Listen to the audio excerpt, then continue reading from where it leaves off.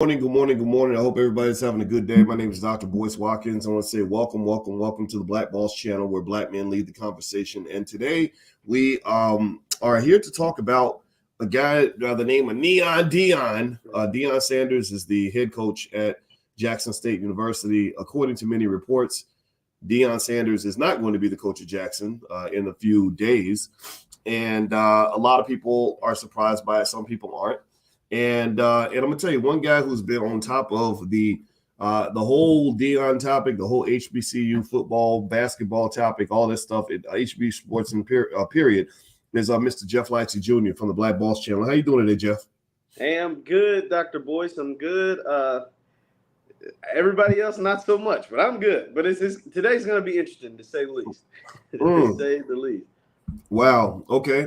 Wow. Okay. So as you come in, I want to. This is a good topic. This is an interesting thing to discuss. And so as you come in, I want to make sure I just pay proper respect to the people who support the platform and shout out the city you're from. Let us know what city you're from and hit that thumbs up button. Thumbs up. Everybody hit the thumbs up button. Make sure you subscribe. Also hit the notification bell. I want to say hello to Julia, Mrs. L. Bernard, Kevius, Romel Harris out of Chicago, CJ, good morning. Yoshika, good morning to you. Pahokee Sports, Noah Escort, D2DA, Alicia Vaca, everybody, I want to say hi and good morning to you. So let's jump into this, man. So you've been following like HBCU sports unlike anybody else. Like you're kind of the guy in that area. What's going on right now? Why is everybody tripping and going crazy over Deion right now? So it looks as if ESPN, one of the top college football reporters, Pete Thamel, came out and said Deion Sanders is going to not only accept the Colorado job after the SWAC championship game, but he's actually actively recruiting for Colorado and putting together a staff that'll, whether it's guys from Jackson State and guys that are at other schools, to go to Colorado with him. This is a big deal because Deion Sanders, Coach Prime, as he's known down here, and I'm actually here in Jackson, Mississippi right now, and going to the SWAC championship game where they still have a game left against Southern later today.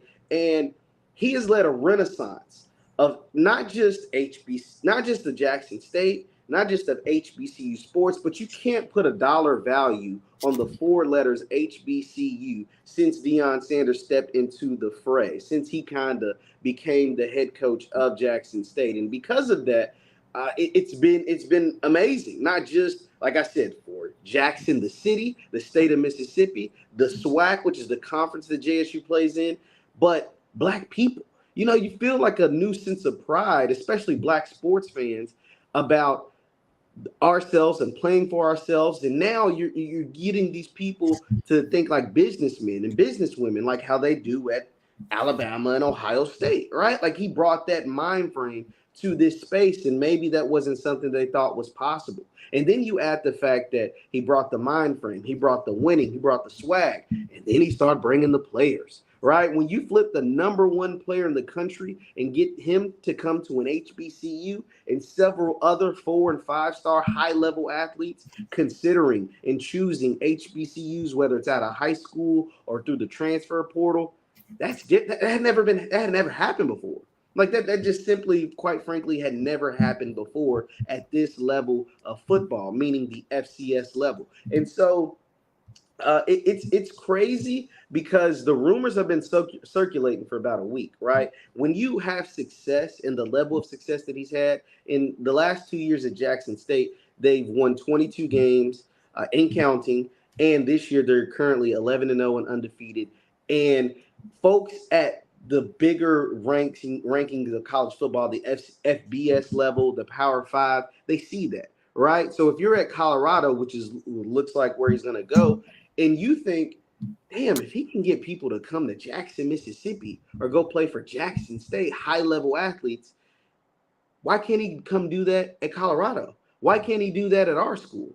And we can back him up with a whole lot more resources and a lot more money, not just for him, but for his assistants and for his staff. For example, this is how big the pay gap is, Dr. Boyce. Coach Prime Deion Sanders signed a 4-year, $1.2 million contract here at Jackson State. So that roughly pays him about $300,000 per year, right?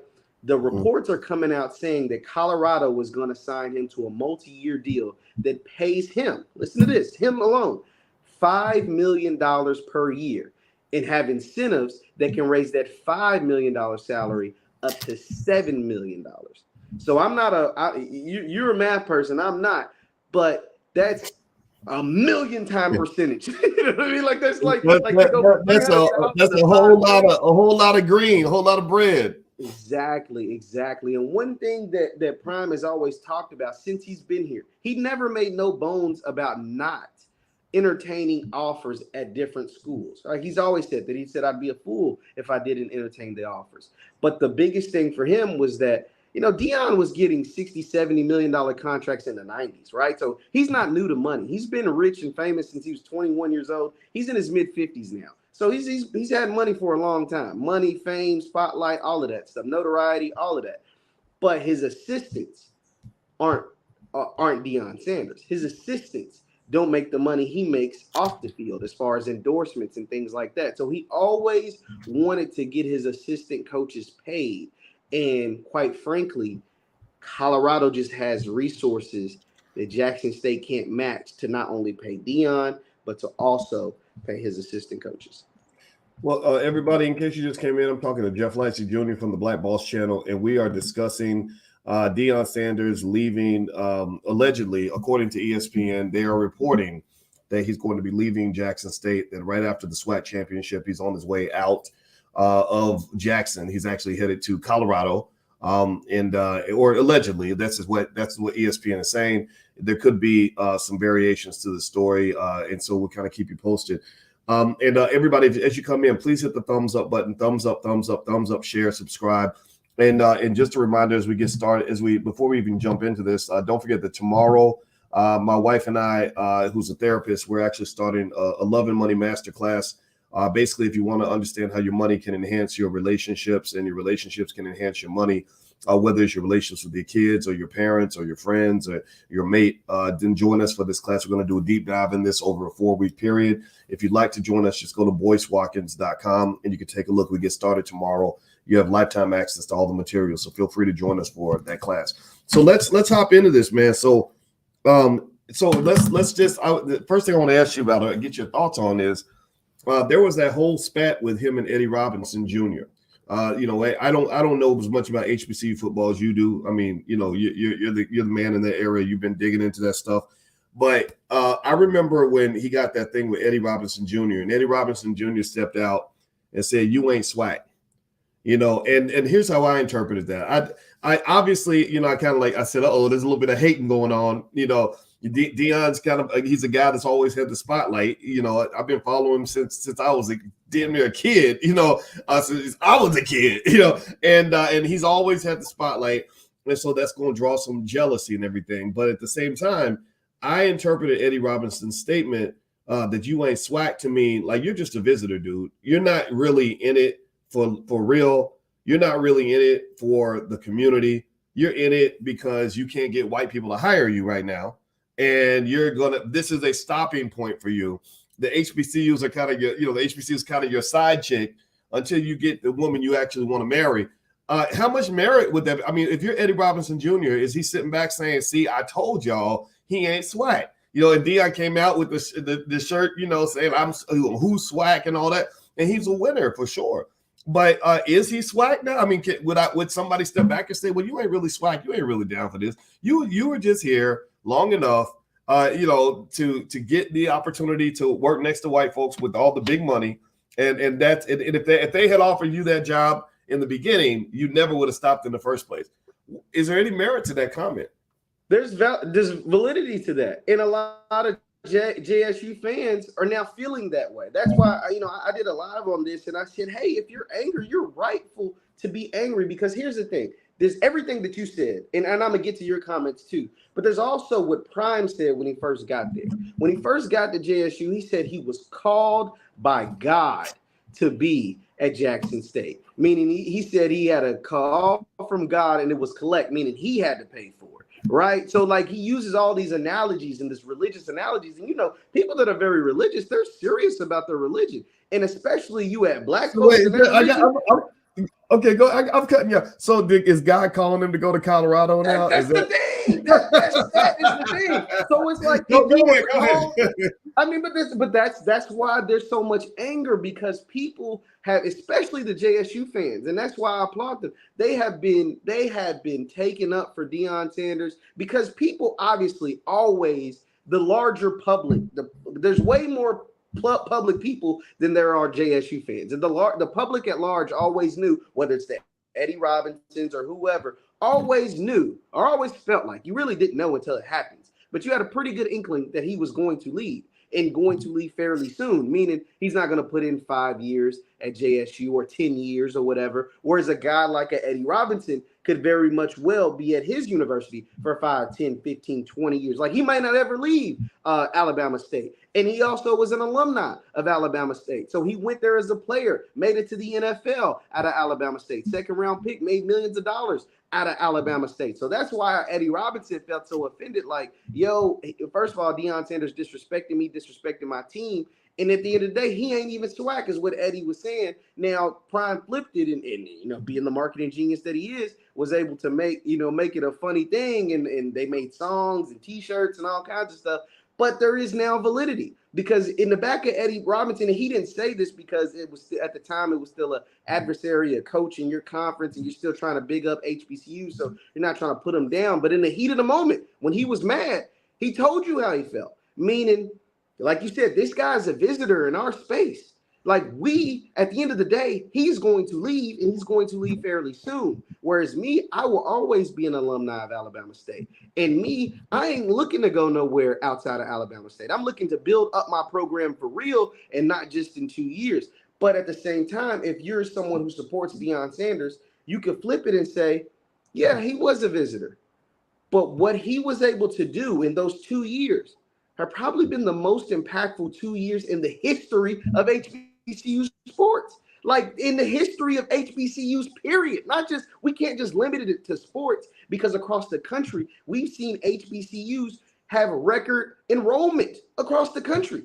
And if you don't think that has something to directly tie to the marketing that's been brought to you for the fact that Deion Sanders is a head coach at HBCUs, you'd be fooling yourself. You'd be lying to yourself. So you can say, hey, yeah, but my name is still etched in the record books, meaning I won. I did things at Jackson State and won games at Jackson State in this conference that hadn't been done in a very long time, meaning going undefeated, winning championships, back-to-back coaches of the year, players of the year, all that stuff on my team just in 2 short years.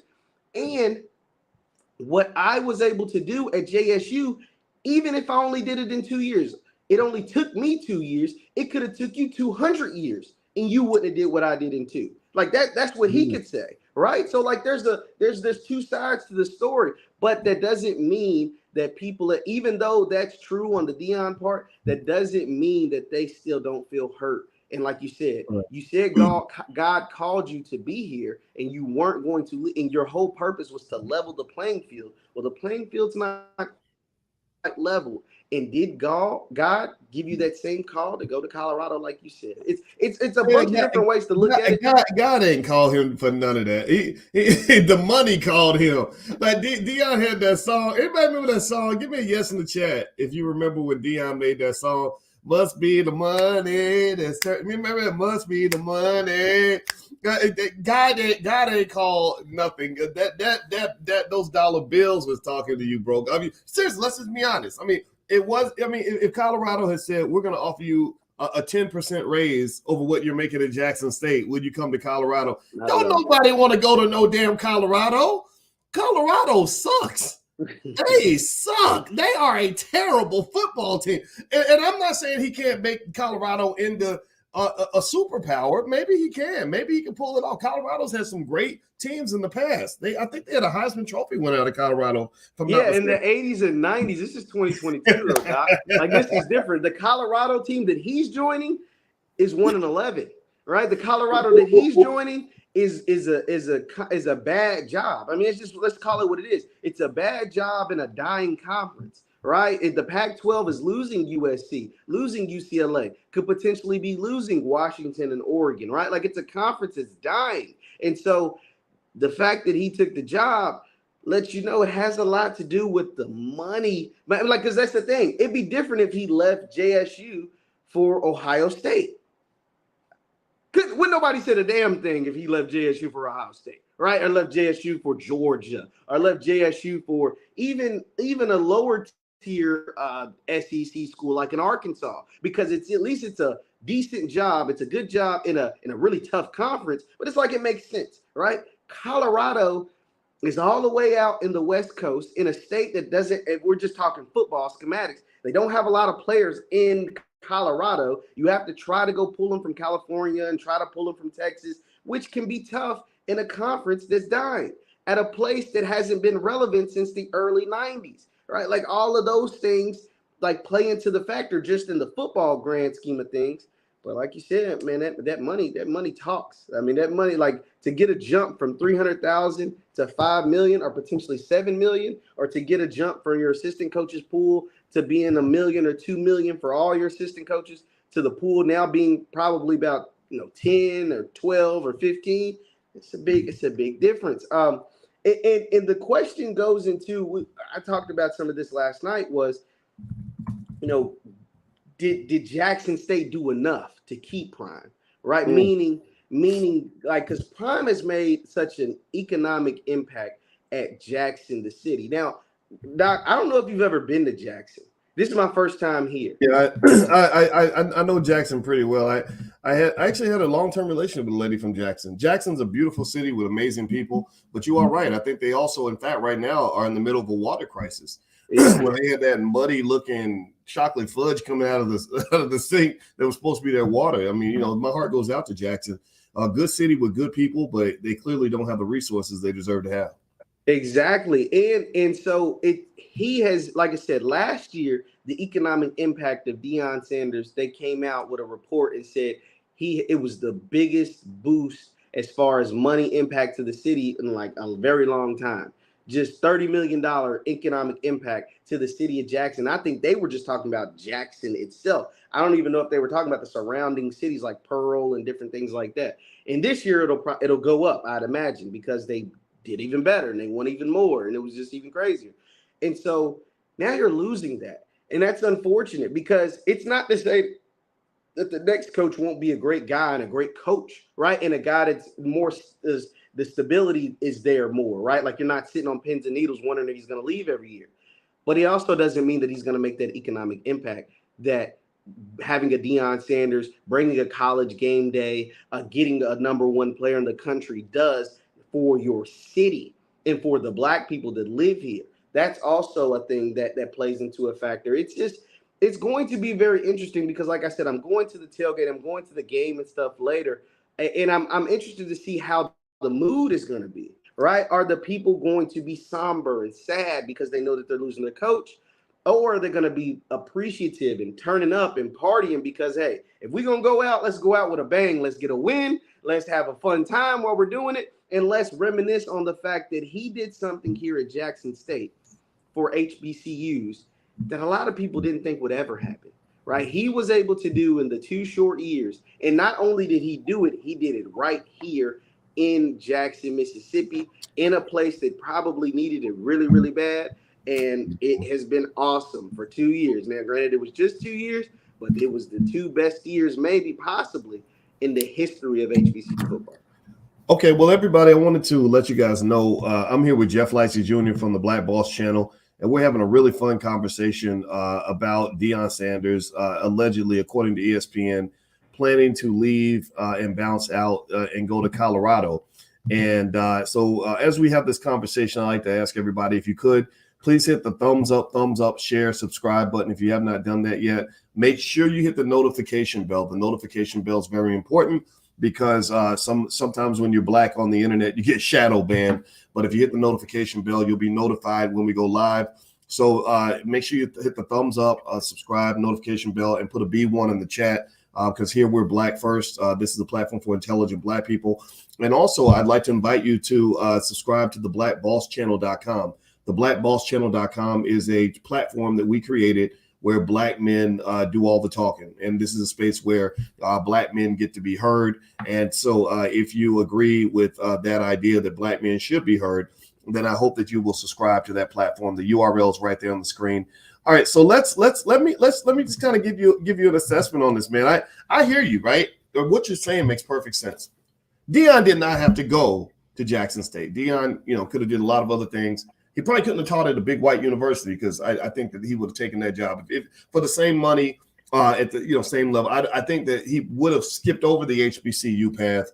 I get a sense, and this is me as a college professor where I remember, when I was interviewing at HBCUs, I was trying my best to teach at a HBCU, and I did an interview at Kentucky State University actually, and I was willing to take a pay cut because HBCUs ain't got no money. I was making $115,000 at Syracuse University. HBCUs were literally offering me like $40,000, or not even offering. We were talking about like $40,000 or whatever, and I guess it just couldn't work out. But I remember talking to I wasn't interviewing at K-State. I was actually speaking there, and I talked to this guy from Europe. There was a white guy who was Italian, and I remember he talked about the HBCU students. He talked about the black students almost like they were just garbage, and I think he felt comfortable talking to me like that because I was a fellow PhD, and he thought that maybe he was safe sharing these ideas with me. But I was deeply offended, and I remember this guy was really speaking about the black students like they were nothing. And I remember thinking, I would actually take a massive pay cut to have a chance to talk to these kids because talking to black people is more important to me than anything else.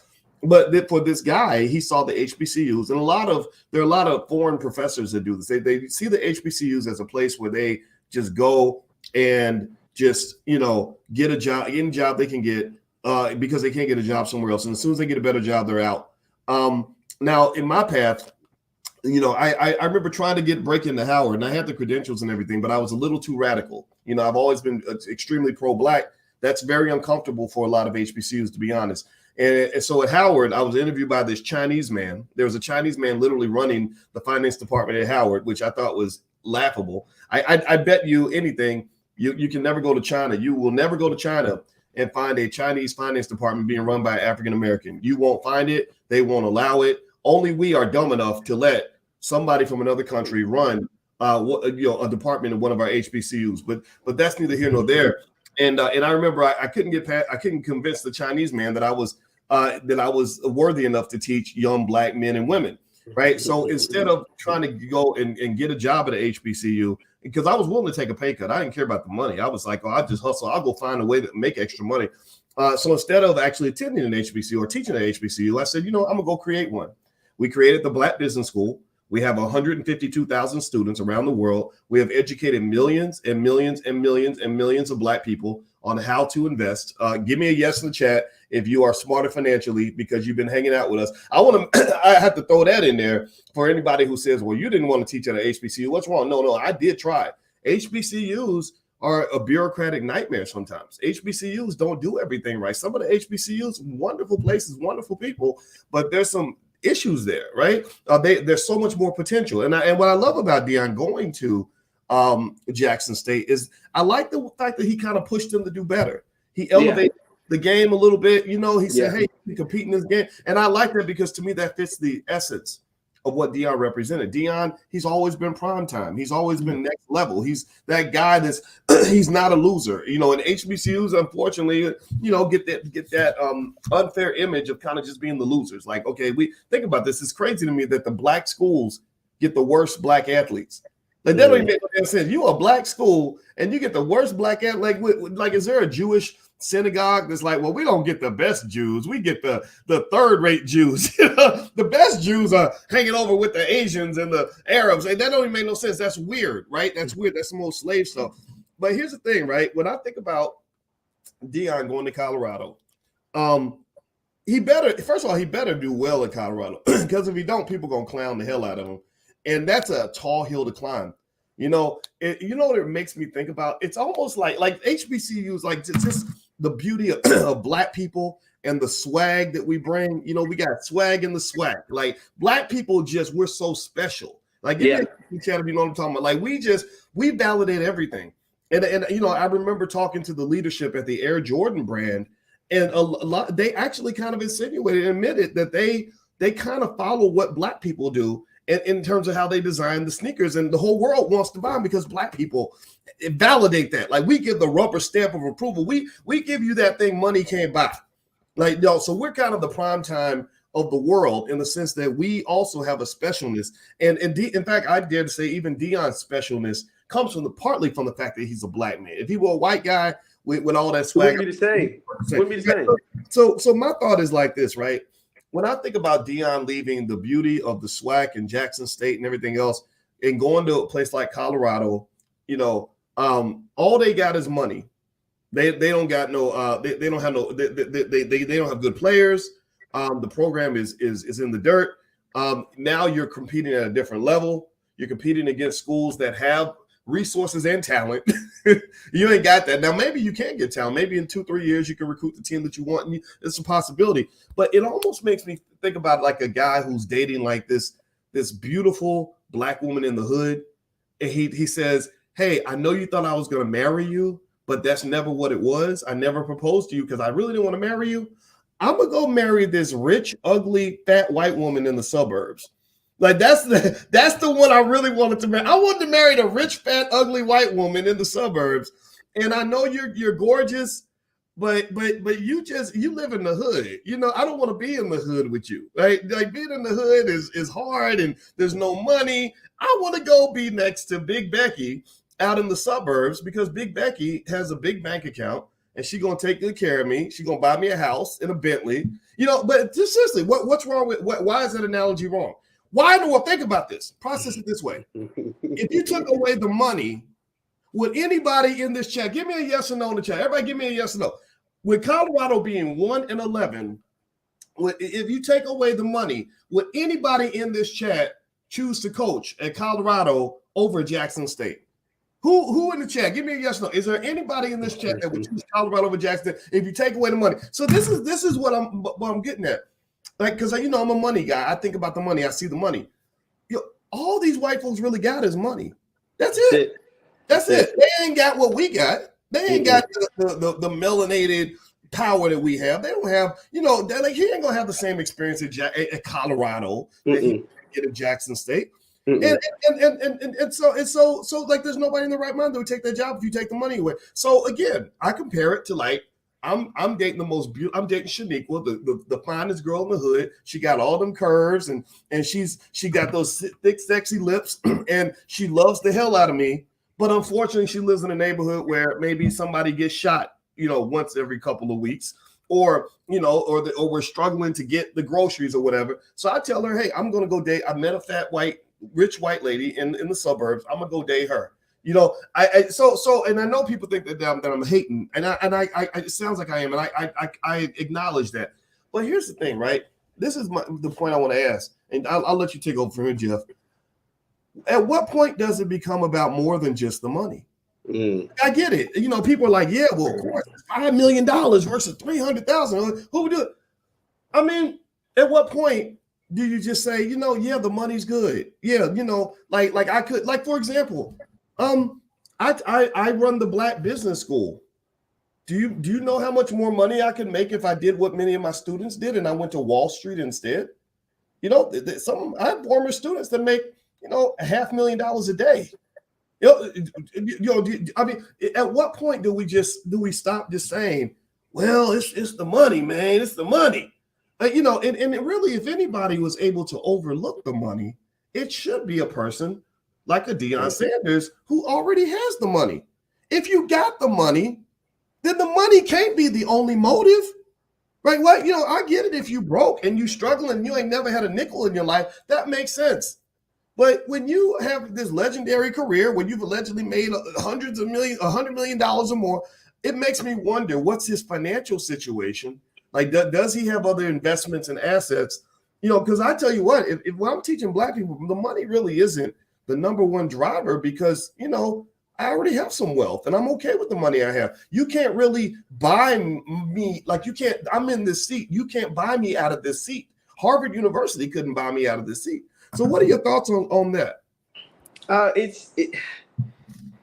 That's how a lot of people are feeling. So you add the fact that there's the money thing, and then there's the thing that there's the perspective that people say, that he used Jackson State. Like, he got a lot out of being, because the thing is, Deion Sanders got a lot. Like, we know, and I've talked about the impact he's made on HBCUs, the swag, Jackson, and Jackson State itself.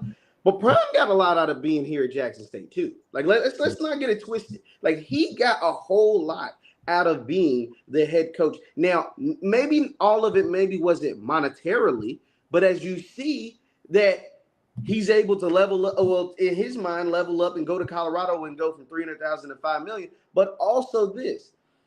Like, here's the thing. Deion Sanders says he has a son named Shador, and Shador is a good quarterback. And Prime coached Shador since he was like 8 years old. It's almost like having a son that's a prodigy. He felt like Shador was like the prodigy son. And so he coached him from youth league all through high school. And as Shador was gearing to graduate from high school, that's when Prime said, I want to get into the college game and to coach my son in college. And so he tried to get with Florida State. They didn't want him. Then he had a really, really good interview at Arkansas when Arkansas had an opening. And I think they interviewed him twice, I want to say. And he did really, really good. They thought he might have a chance to get in the job. Really thought like the job was his. But at the end of the day, they went a different direction. They chose a man named Sam Pittman, who had been coaching in college. He was an assistant at Georgia. So they went with him. And so then that's when Ashley Robinson, the athletic director at Jackson State, found out that Prime didn't get the Arkansas job, but that he was looking to get into college coaching. And then that's when the information got exchanged, and boom, he's the head coach at Jackson State. And so folks will say, well, and then obviously what happened? His prodigy son, Shador, comes to Jackson State and becomes that prodigy, one of the best players in the school history at the end of the day, has records and all kinds of stuff in just 2 short years. And so people will say, well, he used Jackson State because, like you said, Florida State, no job. Arkansas, no job. And even if he would have gotten those jobs, he would have been more like a traditional coach at jobs like those. What I mean by that, meaning he wouldn't have been out posting videos every single day, dancing with the rap music, with a bunch of black people in the background partying with them. You know why? Because they don't have the black people at those places. Yeah, you go to Arkansas, it might be 50, 60, 70,000 people. Like, yeah, you have the black athletes, but you don't have the black aura. You don't have the black culture. You're not surrounded by black people each and every single day like he is here in Jackson, Mississippi, whether he's going to the grocery store, whether he's walking around campus, whether he's at the game. Like at the game today, there will be 60,000 brothers and sisters, like meaning melanated folks in the stands. It's not going to be like that at Boulder, Colorado. It wouldn't have been like that at Florida State or at Arkansas. So that is why Jackson State gave it was like a glove, because Deion, his whole career and his whole like public life has been like the ultimate black experience as an athlete. And then he goes to a black school that gives him the ultimate black experience as a coach. But also what it did was it allowed him to audition and say, hey, I can give you the black experience as a coach, because even black coaches don't give you the black experience as a coach at these big white schools. And so he was able to audition.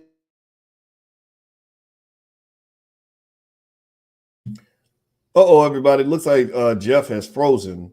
So what I'm going to do is I'm going to go ahead and Jeff, I'm going to remove Jeff from the chat. When he comes back, I'll bring him back in.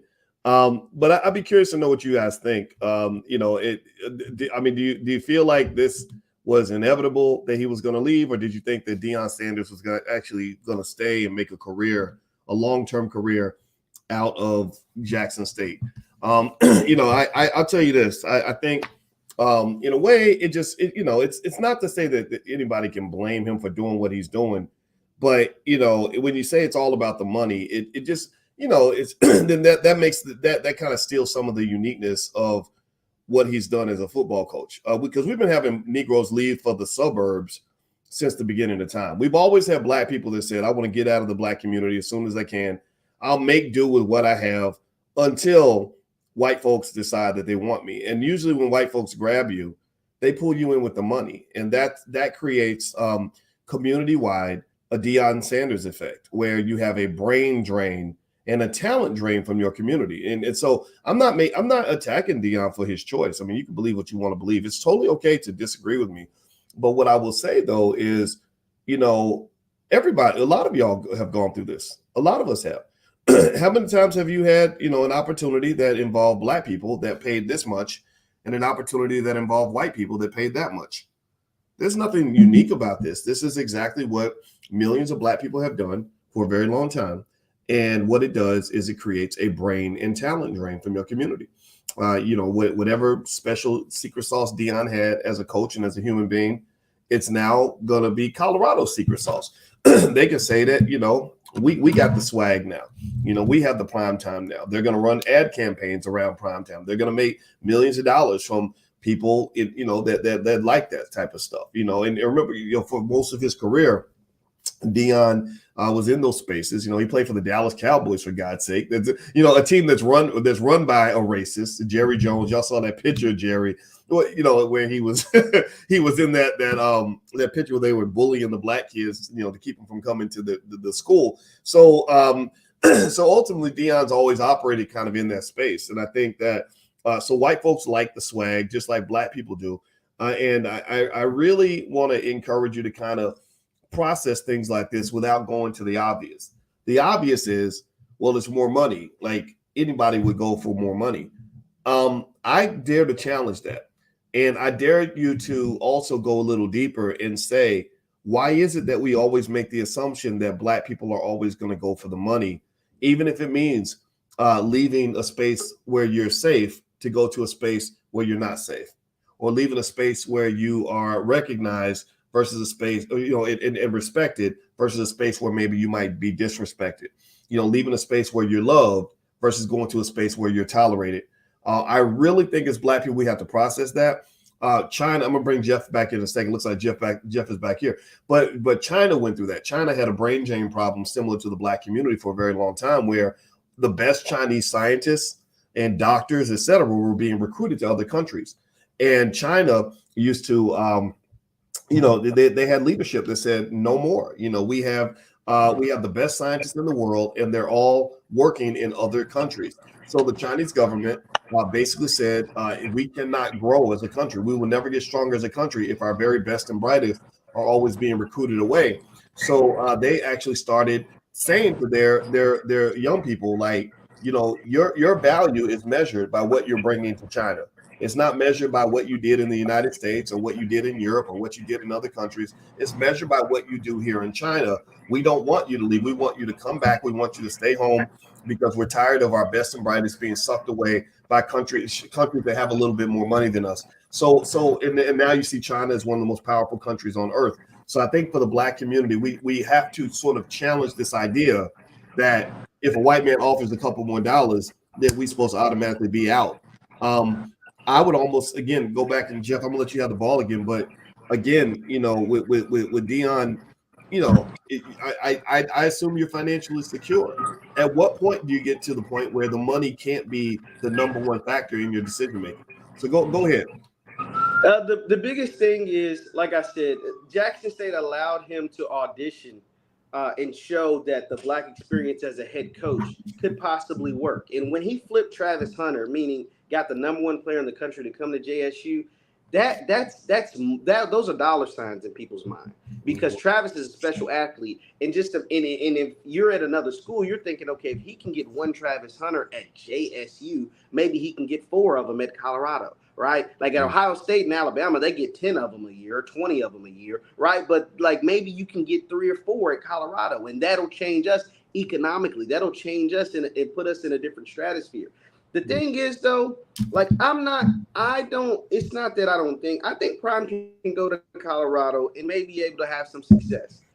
But boy, oh boy, he better, because they're just not going to love him the same. How, like I said, people here at Jackson, because of the way he speaks, the fact that he's religious, he doesn't smoke, he doesn't drink, he references God a lot, he uses Bible verses in his pregame speeches and things like that. He's a really good motivational speaker. They've gotten connected with him specifically through the religious thing, more so than any other job in the country would have, because we know the Bible thumping black folks in the South, they love them some church and God, and so they've kind of connected with him through that religious aspect. Well, Colorado don't give a damn about no religious aspect.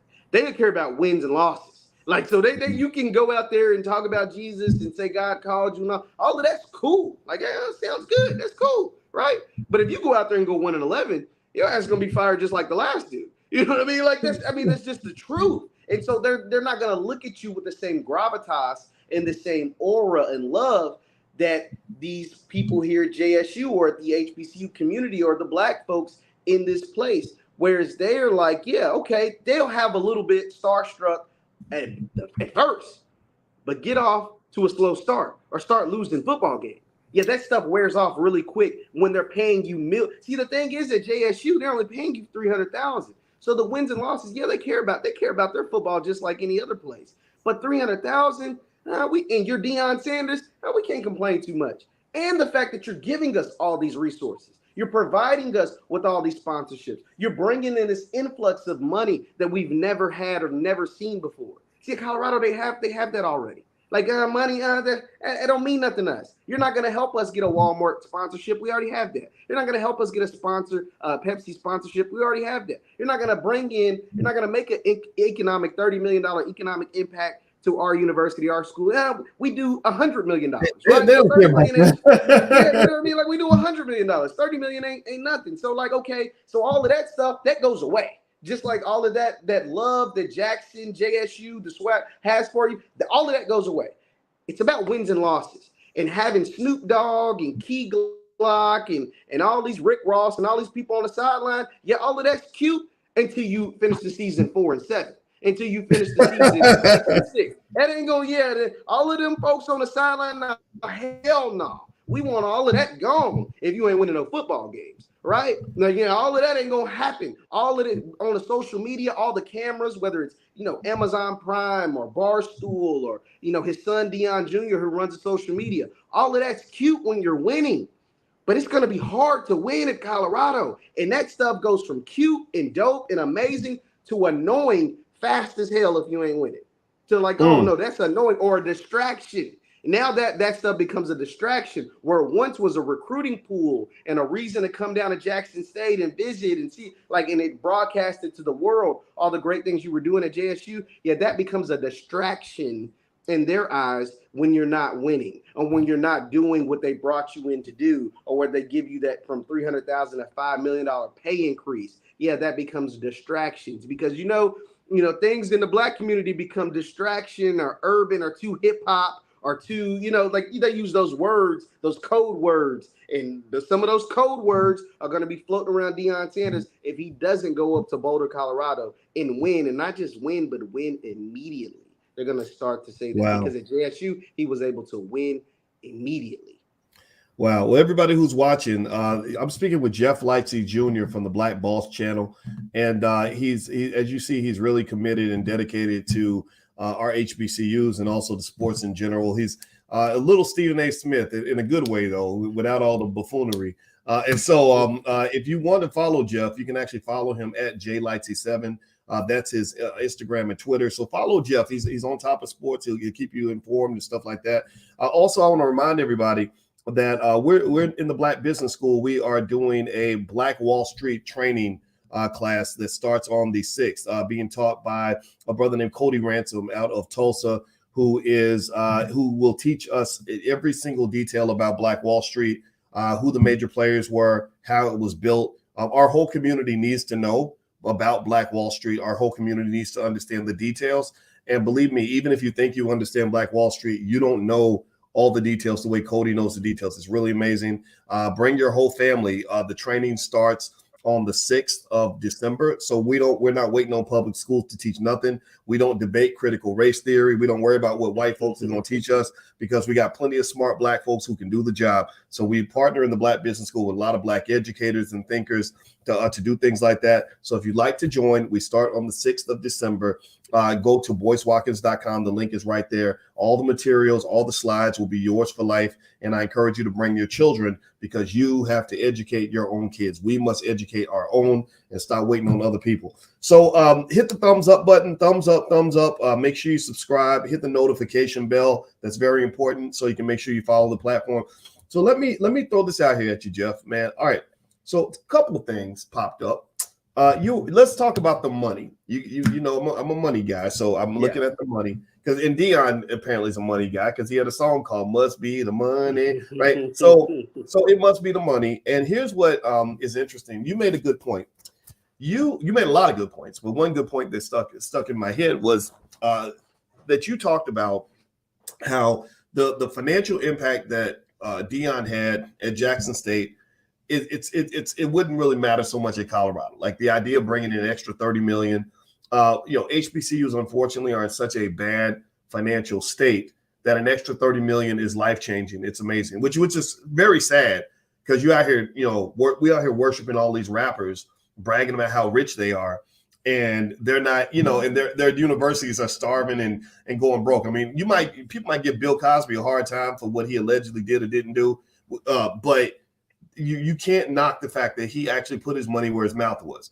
I had many hours of conversation with Kanye West, and I saw he has hundreds of millions of dollars in assets that he accumulated from Adidas and other places. Not once have I seen him write a 10, 20, $30 million check to an HBCU, but I've seen him spend millions of dollars on like his daughter's birthday party or a fashion show in Paris with Balenciaga. That's a problem. That's an issue. I think that we have to start challenging our so-called heroes and say, where are you putting your money where your mouth is? So we know that the economic impact that he had at Jackson State is not going to be seen the same at Colorado. But let me put it into context. Let me give y'all some actual numbers in terms of where Colorado is in terms of money. Colorado has an endowment. Colorado is one of the broke white schools. They're not really a rich white university. They're just mediocre. Their endowment, did you know the University of Colorado endowment is bigger than all the top 10 HBCUs combined? Colorado's endowment is $2.13 billion. If you took the top 10 HBCUs, your richest schools, your Spelmans, your Howards, your Morehouses, added them all up, they still can't match what Colorado has, right? So this tells you about this racial wealth gap that exists within universities. And it's really hard for HBCUs to compete, especially when you have the brain drain. When literally, the HBCU kind of becomes this stopping point. It's never the wife. It's always the side chick. It's always the girlfriend. And it makes me just think about sports where you'll have guys that'll date black girls their whole life. Then as soon as they sign the NFL contract, they show up with Becky on their arm. And I'm not knocking it. People can marry who they want. I'm not judging. But my thing is, maybe we shouldn't be so quick to say, well, he could just do whatever he wants and it's okay. Maybe it's not okay. I think for Jewish people, it's not okay to do that. For Asian people, it's not okay to do that. For Arab people, I don't think it's okay to do that. But for black people, we like, well, as long as he getting money, dog, like whatever. And I really think that we have to kind of grow out of that mindset. And so that was the point I want to make. Now I want to ask your thoughts on just what I said. I'm not even going to ask a question, but Colorado just has so much money, and now Jackson State goes back to being broke. What are your thoughts about that? Yeah, it's the fact that, like you said, it's all of it. It's the money, the resources is the number one thing, right? If you say you're coming, that's the thing, Doc. Just for example, if you told me that, hey, Jeff, I'm going to do X, Y, and Z, and I'm not, and I'm here to change it, right? And you do change some of it, but you don't get it to the point that you said you were going to do, and then you leave. And it's like, yeah, you made a difference, but you didn't do what you said, or you didn't do what you said completely. If Prime says I'm coming to Jackson State, one, because God called me, and he called me collect, meaning I had to pay. And two, I'm here to level the playing field. Well, the playing field's not leveled.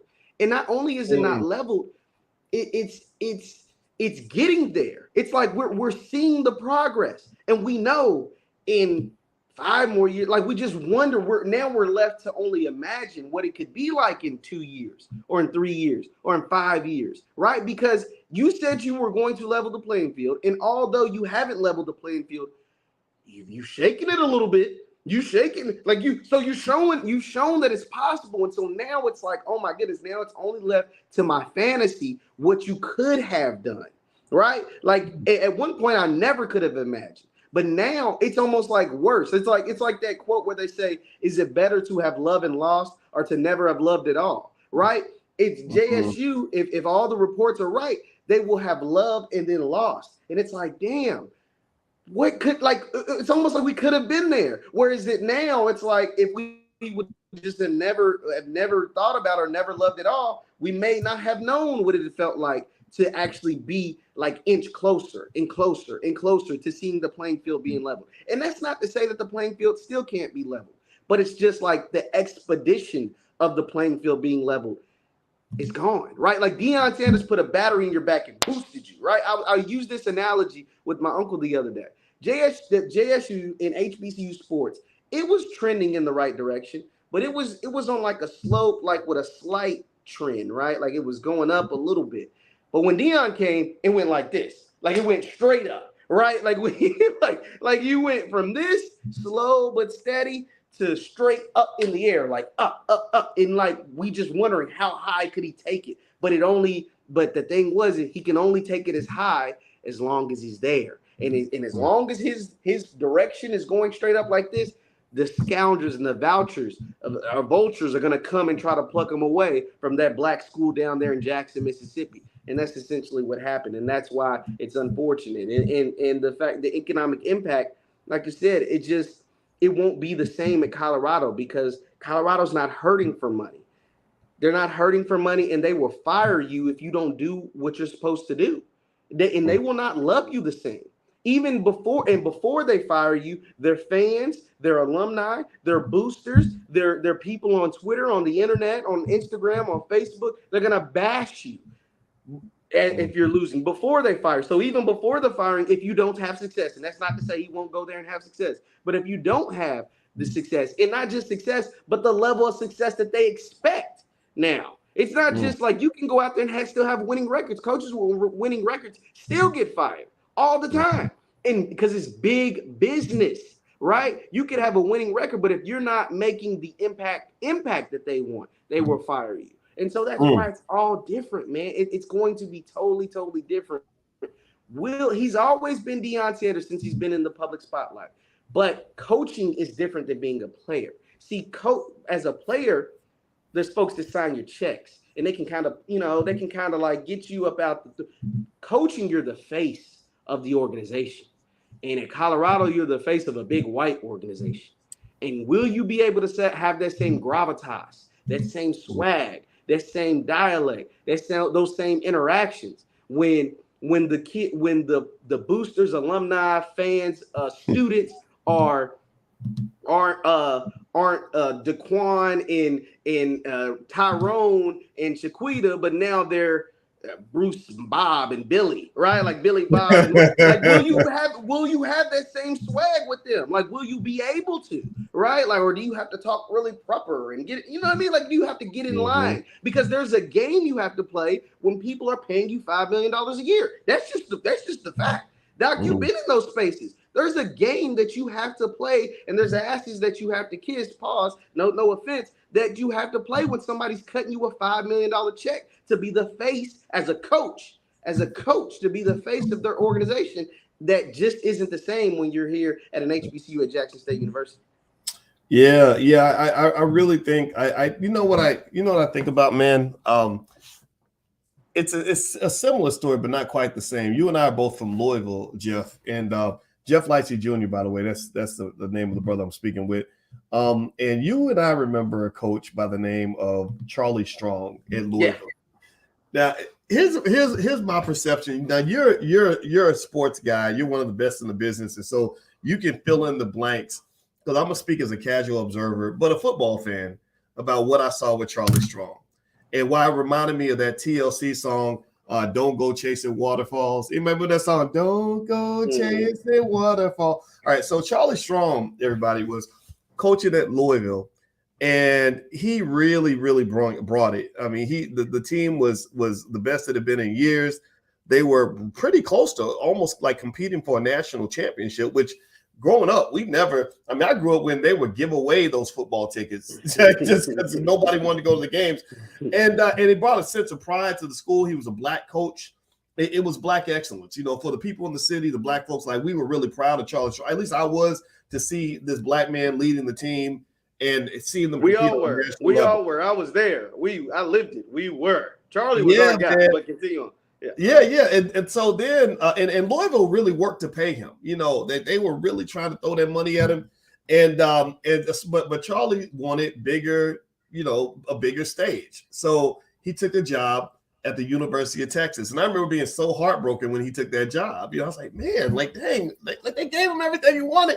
But sometimes you just want to be on that bigger stage, right? Charlie Strong goes to Texas. It's a complete shit show.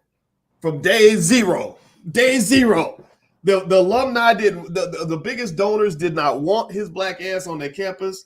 They did not. They gave him the money, but they did not give him the support. I think the players had a mutiny. The team sucked. Like, they were terrible. I mean, they were terrible. Next thing I know, he's back teaching, what was it, Florida Atlantic or something?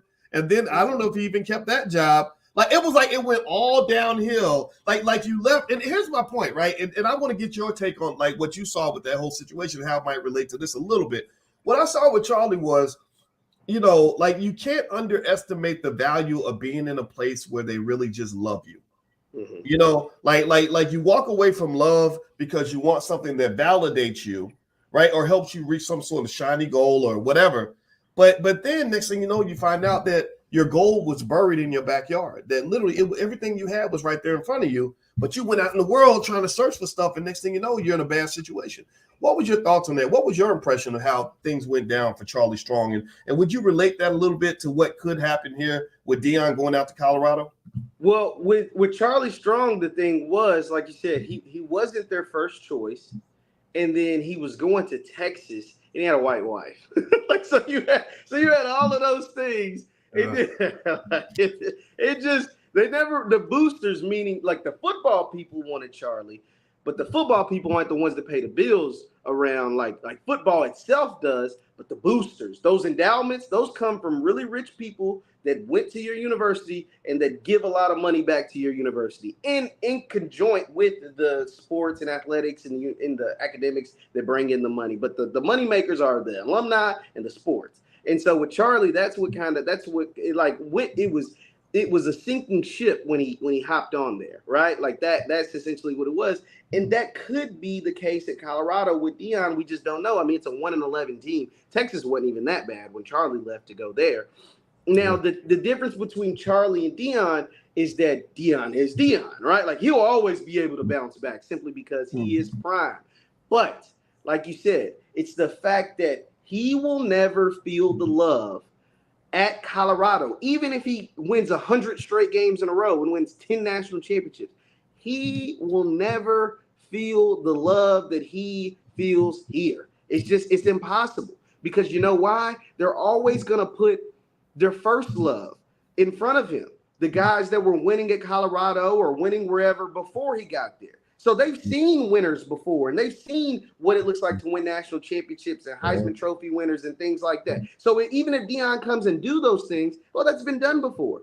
Here at Jackson State, yeah, they were winners and they partied and stuff, but this impact hadn't happened. They hadn't been relevant in the social media era, right? Like, they hadn't been relevant, done this type of business. Even when they were winning, they weren't making this kind of money. And so there's a difference there. Your impact is different. Even though they had coaches, W.C. Gordon and so on, that won a lot of games, but they weren't able to drive millions of dollars in corporate sponsors and fans that travel from across the country to come see you play and different things like that. So that's different. So they appreciate you different because you're the first. You're the first to do these things here. And when you're the first to do anything, it feels a little different. Colorado, you won't be the first to do nothing. You won't be the first to do nothing. And so everything, and it's a big white school. And so they're always going to choose their white lover, the one that did it first, that was white, over you. It's just true. It's just, let's call a spade a spade. It is the truth. And so even if Deion goes there and gets Heisman Trophy winners and gets top recruits and wins championships, and this is just a far-fetched, because at Colorado, it's going to be damn near impossible to do these things, but it can happen. It's a possibility, but it's going to be damn near impossible. Well, they've done these things before. And so you won't be the first person to do it. And they'll be happy. Yeah, they'll be happy. But like I said, in big college football, Even the coaches that win championships get fired, Doc.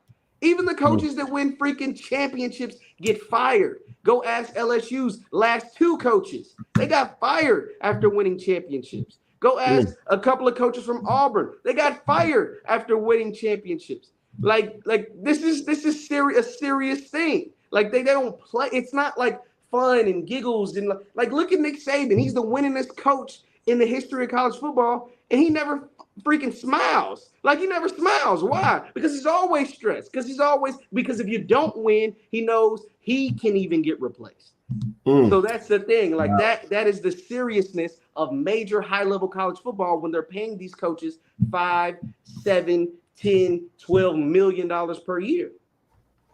Wow. Well, you know what, Jeff? I know you're actually down in Jackson. I know you gotta go. I'm gonna continue. I'm gonna hang on, and just so you know, I'm gonna stay on here for a little bit, but you can bounce out anytime you gotta go, man. Because I know that you're actually going to the championship game and stuff like that. So I just want to make sure you know that, and I'm not even telling you to go. I'm just saying that whenever you're ready, I got a few more minutes. I can hang out, so I got a few more minutes, and then I'll get up out of here.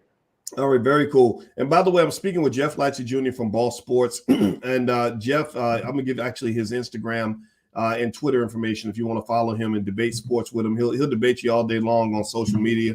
And we're talking about Deion Sanders being reportedly leaving Jackson State for Colorado. University of Colorado is allegedly, according to ESPN, offering him $5 million to take over there.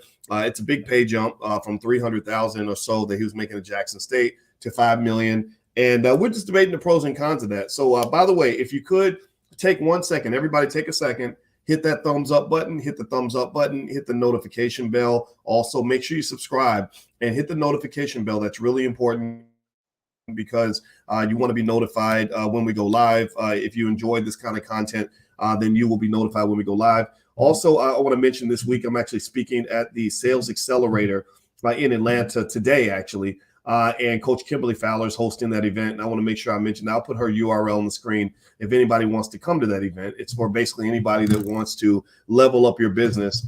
And I'll put Kimberly's URL on the screen in case you want to come out and, shake my hand and say hi and, stuff like that. All right. So let's, so one of the things that, here's what's interesting about this, man, is like, I get it, right? I understand why a lot of people, agree that Deion should go to this other job. I get it. I totally get it. But here's the thing. The fact that I can easily explain exactly why people believe that he should take this job, that's the problem. That's part of the problem. And what do I mean by that? Well, let everybody in the chat, let's do a test. Type in one word, and I'll give you a hint. It starts with the letter M. Type one word that explains why Deion Sanders would take the $5 million job over the $300,000 job. Everybody type in the chat. One word starts with the letter M that explains why Deion Sanders wants to go to crusty-ass Colorado with a horrible record. Like, ain't no melanin in Colorado like that. They got some black people, though. Don't get me wrong. I love my black people in I did an event in Denver. It was sold out. So we got black people in Colorado. But give me there's one word. Like, it's a one-dimensional decision. It's like being a one-issue voter, right? It's just the money. Colorado sucks. I mean, I look at their record, man. They haven't won more than like 5 games in a year. They've done that 2 times in the last 20 years. In 2004, they were 8-5. In 2016, they were 10-4. Other than that, if I look at Colorado's record, I see 1-11, 4-8. For some reason, 4-2. I guess that was the shortened season during the COVID year. That was the COVID year. That was actually, but that's actually on their way to a good season. That's one of the best ones in here. 5-7, 5-7, 5-7. Then they had 10-4 in 2016. 4-9, 2-10, 4-8, 1-11, 3-10, 5-7, 3-9, 5-7, 6-7, 2-10, 7-6. That's a winning record. Good for them. And I mean, they are horrible. They haven't been really good since the 90s. They haven't been good consistently since the 90s. So the thing is, right? I get it when people are like, yeah, Deion needs to do what he's got to do. It's business and da-da-da. And But the fact that I can just tell you, like, oh, it's just the money. Maybe that just is a little deeper. Maybe it needs to be a little deeper than that, right? It's like if money is always the number one motive, and I'm saying this as a money guy, I talk to y'all about money constantly. My doctorate's in money, so I know the power of money. I know it very deeply. But the thing is, if money is always the number one driver in your decisions as a Black person, then white people will always win. White people, touchdown for the white man every damn time, because guess who has all the money in America? Who y'all think got more money in America? The white man. He's got all the money. So he's like, oh, if I get these Negroes on this financial frequency and they live on this financial frequency and all they do is worship that dollar bill, then they're going to end up worshiping me because money is your God, but I control the God. I'm the God who controls the God. And then you wonder why you a damn slave. Then you wonder why you a damn slave, because you don't have no currency that matters to you other than the dollar bill. I resent that. I challenge you on that. I understand money matters. Money is important. I'm not even judging Deion's right to make this decision, but God damn it, can't we have a criteria that goes beyond just, well, they paying the most money, we getting the most money? Man, do you know how many ways? Do you understand? Like, if I know that money is the number, it's the thing. If I can use money to get you to abandon your family, or disrespect your people. Where do you think all these rappers come from? Disrespecting women, getting kids hooked on drugs, rapping about murdering Black people, sounding like neo-Nazis or whatever. And it's because we say, well, it's the money they paying, they making good money, so genocide's okay as long as we getting paid to die. You got to stop that, man. You just got to stop that. I mean, if you support Deion, support him. That's cool. But don't come to me with no nonsense. For years, Jeff, I'm passing the ball back to you. For years, Jeff, I fought with BET. The one TJ Holmes is in the news now because he the Snow Bunnies like it. But TJ Holmes is Good Morning America. I had one conversation with TJ Holmes my entire life. And TJ called me. I never call these celebrities. They always call me. Whenever they reach out, they call me. I never reach out to them. TJ called me. And he got my number from Don Lemon, which was really weird because Don and we never got along. But I'm surprised my number was even in his phone. But TJ called me and we were talking about BET. And he said, when we were in our meeting with BET, because he was at BET at the time, he said, you wrote an article that almost sounded like you were in the same meeting. He said, everything you said was right on point. And it was like you worked for the company. Like, I was like, how did he know all this stuff? I just had to call you and talk to you about it. And I said, it was easy, man. Because every time I talked to BET, and I would say, why are you promoting like the stuff that's killing Black people? Why are you this big white owned company claiming you control Black culture, promoting things that are you know are harmful to your own damn community? Well, we make a lot of money. It's the BET Awards. BET Awards makes a lot of money. We get a lot of advertising. It's money. So that wasn't hard. That's not a hard analysis because you're one dimensional. It's like playing basketball against a player who can only dribble with his right hand and only knows how to go to the basket. You can play defense on a one-dimensional player very easily because he doesn't have a plan B. He has no other moves. So I'm saying to Black people, look, if you want to win this game called against white supremacy, you got to get a move outside of just, well, I'm for sale to the highest bidder. It's the money. It's the money. Because then you become simple. You're easy to figure out. It's easy to play defense on you. It's easy to score on you because you only got one damn move. Jeff, what are your thoughts? Yeah, just and really quick. It's just on that note, right? And I'm gonna reference something you said earlier. You talked about how you could have went to a different. You could have stayed at Syracuse or went to a different school or went to the HBCUs and made a bunch of money doing that, like maybe even more money than you make now, right, or whatever. But it was something about building your own, and not just building your own for your people. The Black business school. Who is my target audience? It's Black people. What Coach Prime was doing at Jackson State, he was essentially created his own Black business school in multiple ways, or his own Black football factory, business school, motivational seminar, whatever. Like it was all in one right here in Jackson. And now you're moving on, And it's like, oh my goodness, what this could have been. When you started the Black Business School, it wasn't 150,000 students or whatever. It started with one, and then it grew to this. Well, Deion, when he came here to Jackson, it was not the place that it is now. And just imagine, you've been doing your thing for 20 years or whatever. Imagine what his could have been like after 5. And when you built the Black Business School, I'm sure there is a sense of pride by saying, yeah, I could have been a 30-year, tenured professor at wherever. But I literally created a school, and it's mine, and that is my legacy, and that'll last forever, way past when I'm gone. And not to say Prime's time here at Jackson State after 2 years won't last after he's gone, but man, what it would have been like after 5, or what it would have been like after 10, or what it would have been like after 15, or whatever. You know what I'm saying? Especially when money's really not a factor for him.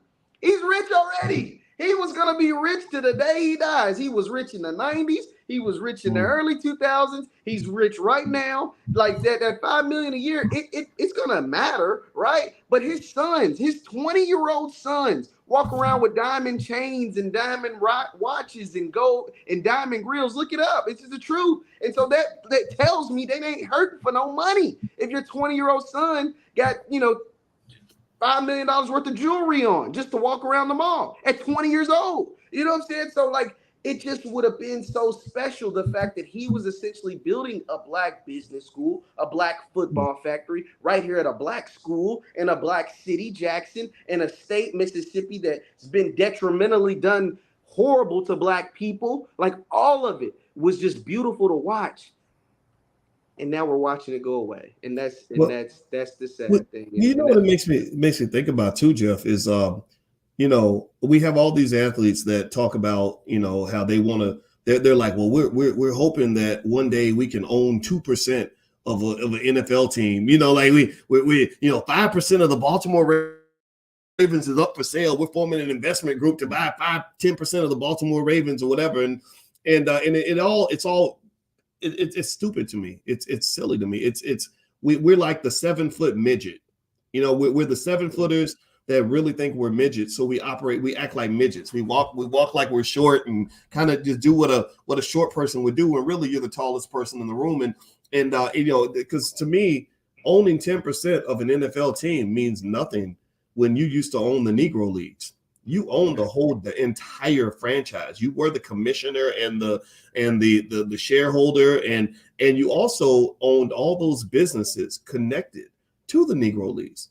And so it's not a matter of saying Deion doesn't have the right to do what he wants to do. I mean, my Lord, millions of Black people have done this. That's the culture, right? That's what we're trained to do. Is big white institution offers you a bunch of money, you go take it. When we grew up as kids, we were taught in my generation that your goal was to go and do a good job, impress some white person enough that they are going to offer you a job working for a big white company or in a house in the suburbs so you can get out of the hood. Anybody remember that? Anybody else grow up like that? Where you're going out of the hood? And now I know your mom, Jeff. Your mom's a really smart lady, and your mom was the conscientious Black woman who had the good corporate job, made plenty of money, but said, I'm not leaving the hood.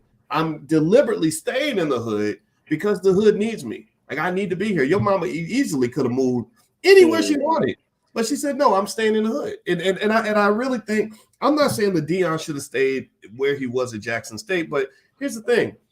People don't understand. There's a lot of ways that a guy like a Deion Sanders can make $5 million a year. There's a lot of ways. He does it already. He already does. Like, think about it. Like, Prime has because every deal he has a ton of deals, and he has essentially 2 managers. Well, somebody who ain't being booked and busy don't have no damn 2 managers, right? You got 2 managers in a whole management company. That means you're staying booked and busy. You're on Super Bowl commercials. He's Deion Sanders.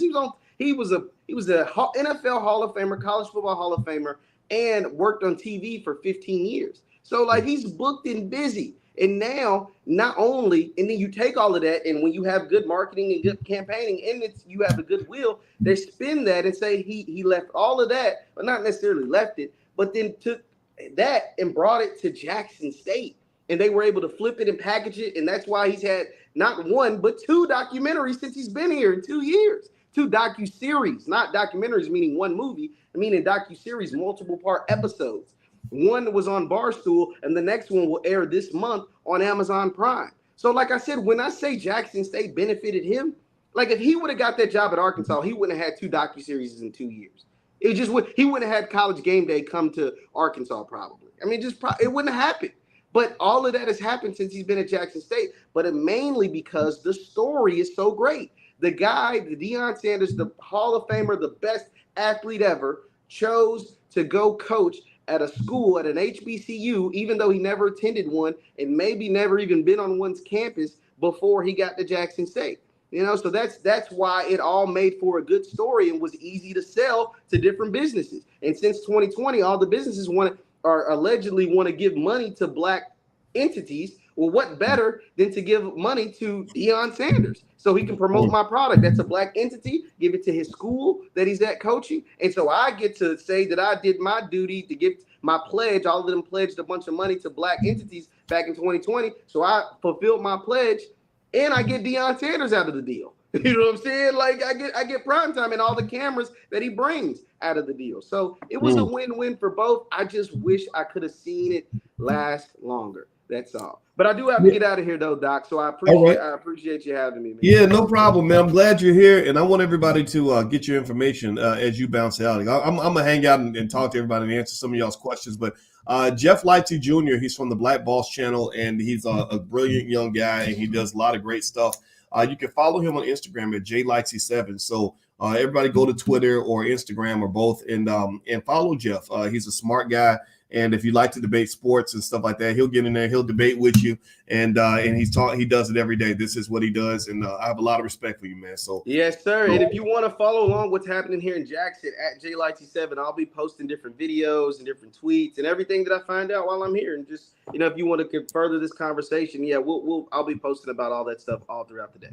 Yeah. I got to bring you back so we can talk about how Prime got at you in that press conference. Deion didn't like your question, but yeah, Jeff is always in the press conferences. So thanks a lot, Jeff, man. It's appreciate it, Doc, again. All right. Jeff Lightsy Jr., everybody. Do me a favor, hit the thumbs up button, thumbs up, share, subscribe if you haven't done it yet. And also make sure you hit the notification bell. And don't forget that tomorrow, my wife's a therapist, and we created the first ever Black financial therapy department in the Black Business School. And our goal is to work with the best therapists and the best financial experts to figure out what psychological barriers are keeping us from building Black wealth. So my wife, my doctorate is in finance. My wife's doctorate is in social work, and she's also a licensed therapist and a certified clinical trauma professional. So we decided to co-teach this class together. It's a 4-week deep dive into love and money, relationships and money, and how you can use your money to enhance your relationships and your relationships to enhance your money. So feel free to join us. You can go to boycewatkins.com. We get started tomorrow. All the materials are yours for life. There is a discount if you go to my website. Feel free to join us if you're into that kind of thing and this is of interest to you. All right, so let's talk about this, right? So with Deion leaving, I want to make it clear. I think that there is, I get it. I think that there are people that would say, why are you pocket watching? I get that, or it's his business, it's his priority. He can do whatever he wants. I get that. I understand, and you're right. You're absolutely 100% correct. It's Deion's choice, and it's Deion's right. And Deion, this does not make Deion into a terrible person. In fact, it makes him actually, he fits in. It makes him fit in because a lot of us would do the same thing in that same situation. What I want to do is present an alternative perspective to help us really understand just sort of what you're seeing here, though. And again, because this is very typical, this is very common. Many of us have done this. This is also one of the reasons why Black wealth has been dropping. Give me a yes or no in the chat if you're aware that Black wealth, despite all the successes, despite all your Jackie Robinson moments, despite all the times where you've had white folks accept you and bring you into their campuses, into their corporations, etc., despite the fact that you've attended their universities, your wealth is dropping. And does anybody know that? Give me a yes if you're aware that Black wealth is not going up. Black symbolic success is going up. Like our symbolism is at an all-time high. Our swag is at an all-time high in terms of us feeling good, because we're being accepted by the world, but your wealth, your ownership, your control is drop. And Black people owned far more land 100 years ago than we own today. We own far more businesses 100 years ago than we own today. This is just a fact. Okay. So what I want you to really understand is this. Let me do a simple framework to help you understand why I'm presenting this other perspective. It's not, you don't have to agree. I get it. Boyce is hating, and Boyce is, I hear all that. I hear it all the time. It's totally fine. Say it in the chat. But here's the thing. So Jeff mentioned earlier that Deion Sanders' economic impact on the city of Jackson was about $30 million a year. I think it's more than that, to be honest with you, but let's say it's $30 million a year. He also mentioned that Deion going to Colorado means his salary is going to go from $300,000, according to ESPN, to about $5 million, right? And he's got staff members that are going to get paid too. The coaching staff's going to get a better deal, etc. Right? Good for them. Good for them. But I want you to compare. I want to ask y'all a question. When you talk about overall economic impact, which number is bigger, 30 million or 5 million?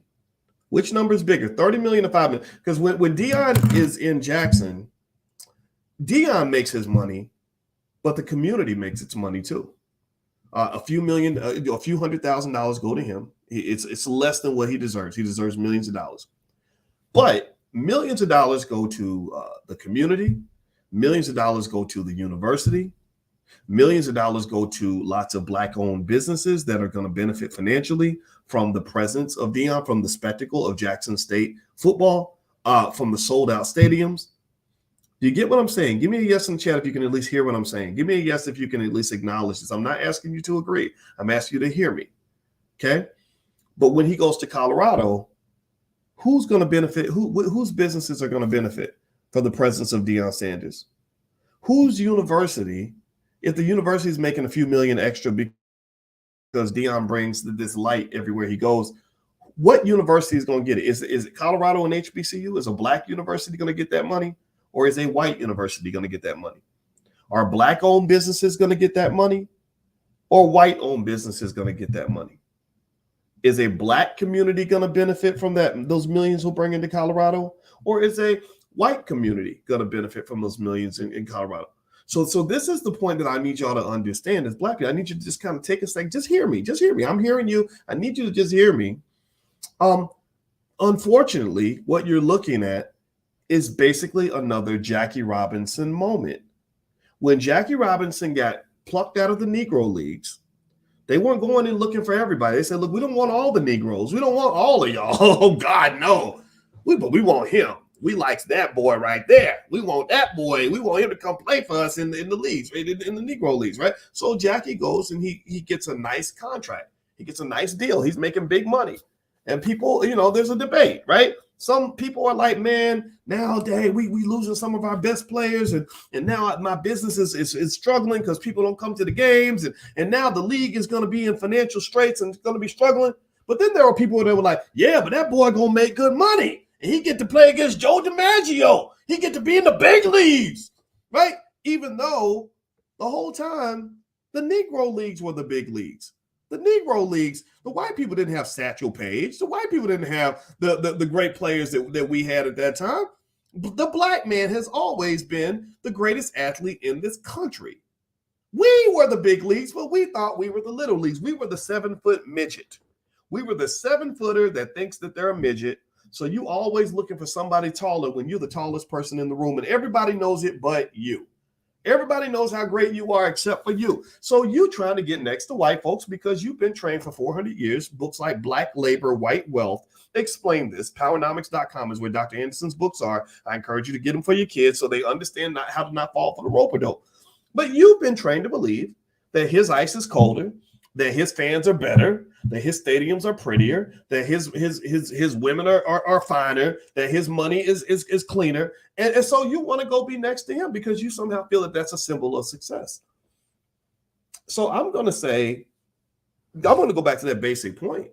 If you take away the money, there's no reason on this earth anybody would rather be at Colorado than Jackson State. What the hell kind of Black person would say, gosh, being around all them black people at Jackson State, that makes me nervous. I don't like all that black stuff and all that dark skin and everything. I needs to go out to Colorado where everybody's nice and pasty. You know, Colorado's kind of cold, so they got those pasty white people. They ain't got no skin color. You know what I'm talking about. I'm not making fun of them, but maybe I am. But you get the point, right? So you want to go to cold ass Colorado, losing record, pasty white folks, and you're doing that. It's because of the money. That's it. It's literally like the money is the motive, and I encourage you to understand that this is part of the reason why your wealth declines, because you have a brain drain and a talent drain. Deion's going to Colorado for the same reason that a lot of your black athletes will skip over the HBCUs and go to the big white schools.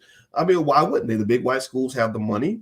The big white schools have the facilities. The big white schools have the fans. They have the national TV exposure. Those are all wonderful things.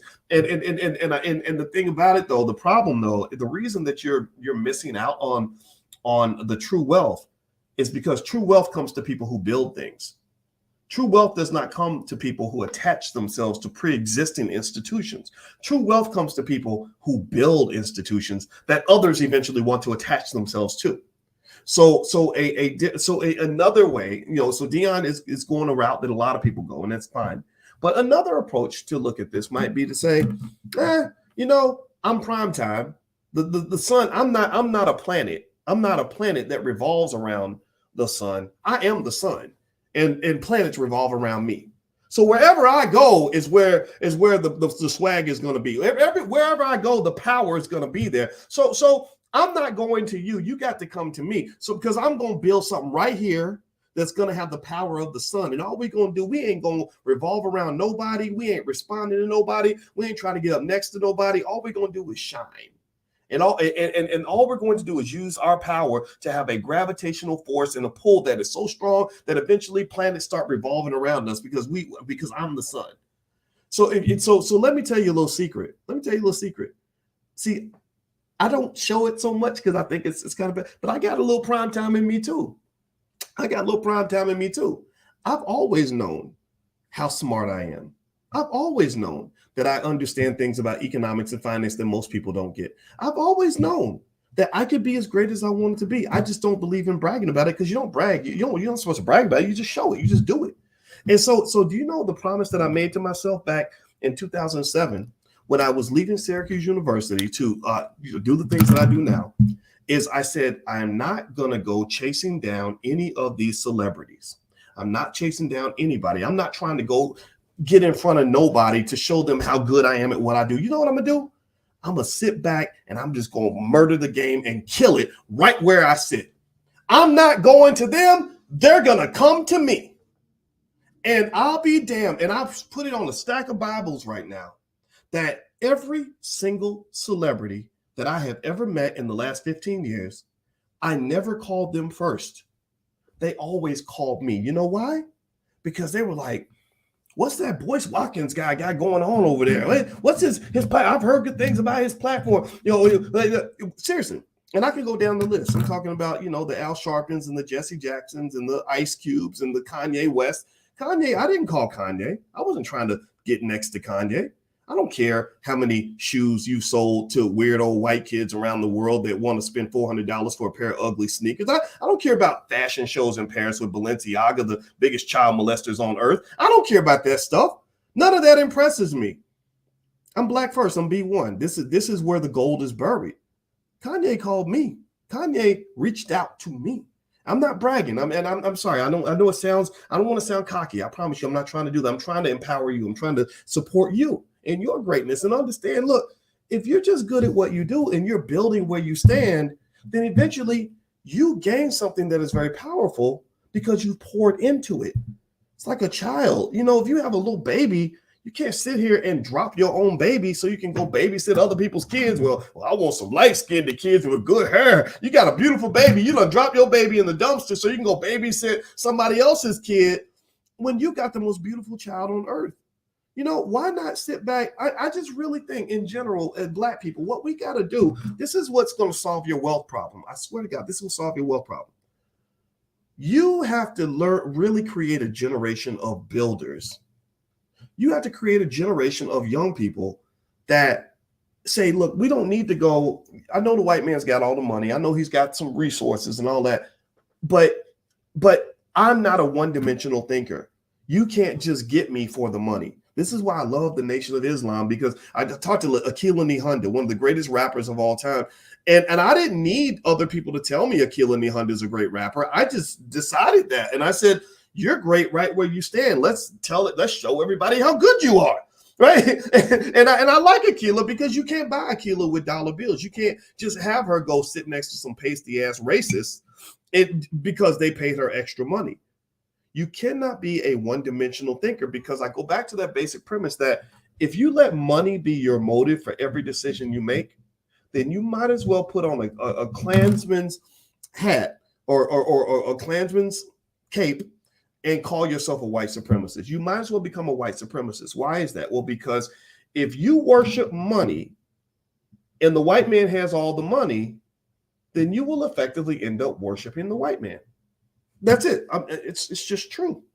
Because the problem that you have is that the only wealth that you see is financial wealth. You don't see cultural wealth. You don't see the wealth that comes from the strength of being in your own community. You don't see the wealth that comes from networking with people who love you. You don't see the wealth that comes from family support. You don't see the wealth that comes from being in a community that literally is a trendsetter for the entire world. You see no wealth in that. Everybody else does. That's why white folks were running through the South Bronx trying to learn how to make money off of hip hop. They saw the wealth. You don't see the wealth. All you see is them dollar bills. And so what I would say to like Deion is, I wouldn't say anything to him. I'm not interested in, I don't dislike the guy. If he wanted to talk, I'd talk to him. But I really think, if you're a person that's already made money, why are you still making your decisions based solely on money? I just don't get that. I mean, but then again, with athletes, you never know what's going on with their financial situation. I know Deion's had a divorce and everything else, so maybe that drained his bank account to the point where he still got to take the job that comes from the highest bidder. But I really, really think you got to think outside of that box, because I'm going to tell you, if these athletes got together with all of their influence and all of their wealth and all their contacts, if the top 20 athletes on earth got together and said, we're going to create a league that in 20 years will be as big as the NFL, they could pull that off. If they said, we want to create a league that in 20 or 30 years is going to be as big as the NBA, they could pull it off. The reason they don't pull it off is because they don't have the vision. You can't build wealth in a community if you can't even look out a 30-year horizon. If you can't even look a generation ahead, you will never have wealth and economic power. If all you see is what's in front of you and you can't see that which could be in front of you, then you will never have wealth. If all you see is the present and you can't see the future, you will not be wealthy. So I'm asking you to just gain some vision and perspective. I want you to ask yourself this. What if Deion was at Jackson State and committed to supporting the building of a business and infrastructure that generated millions and millions of dollars for the people in Jackson State, where they would benefit from the fact that Jackson State became one of the greatest shows on earth? What if they have business development initiatives where they said, okay, let's take what we have and let's build around this. Let's figure out how we can increase that revenue from a couple $100,000 a month to a couple $1 million a month. What would have happened? What would that have looked like 5 or 10 years from now? And here's the thing, you'll never know what it looks like because you're only thinking about a paycheck. Paychecks are not, wealthy people don't have paychecks typically. Wealthy people own assets. They own entities. There's nothing in Colorado right now that is owned by Deion Sanders. There's nothing about that university that's owned by him or his associates. There's very little in Colorado. They've already got their business infrastructure. They've already got everything. So basically they're saying, we want you to come in and we want you to be an employee and we want you to help us build what we got. We matter more than anything else. And so that will explain to you part of the reason why the endowment at the University of Colorado of $2.1 billion is bigger than the endowments of all the top 10 HBCUs combined. They're sitting around waiting for Jeff Bezos' ex-wife to write a check because she feels sorry for them. University of Colorado has donors who are multi-billionaires who own big businesses that are writing $100 million, $50 million, $100 million checks to develop their institution. They're not out seeking an opportunity for somebody else to take them in. They're not looking for a benefactor. They are the benefactor. So this is a different way to look at this. And I want to just make sure I let you know that those of you who disagree with me, you have a right to disagree. Those of you who support Deion's goals and everything else, I get that.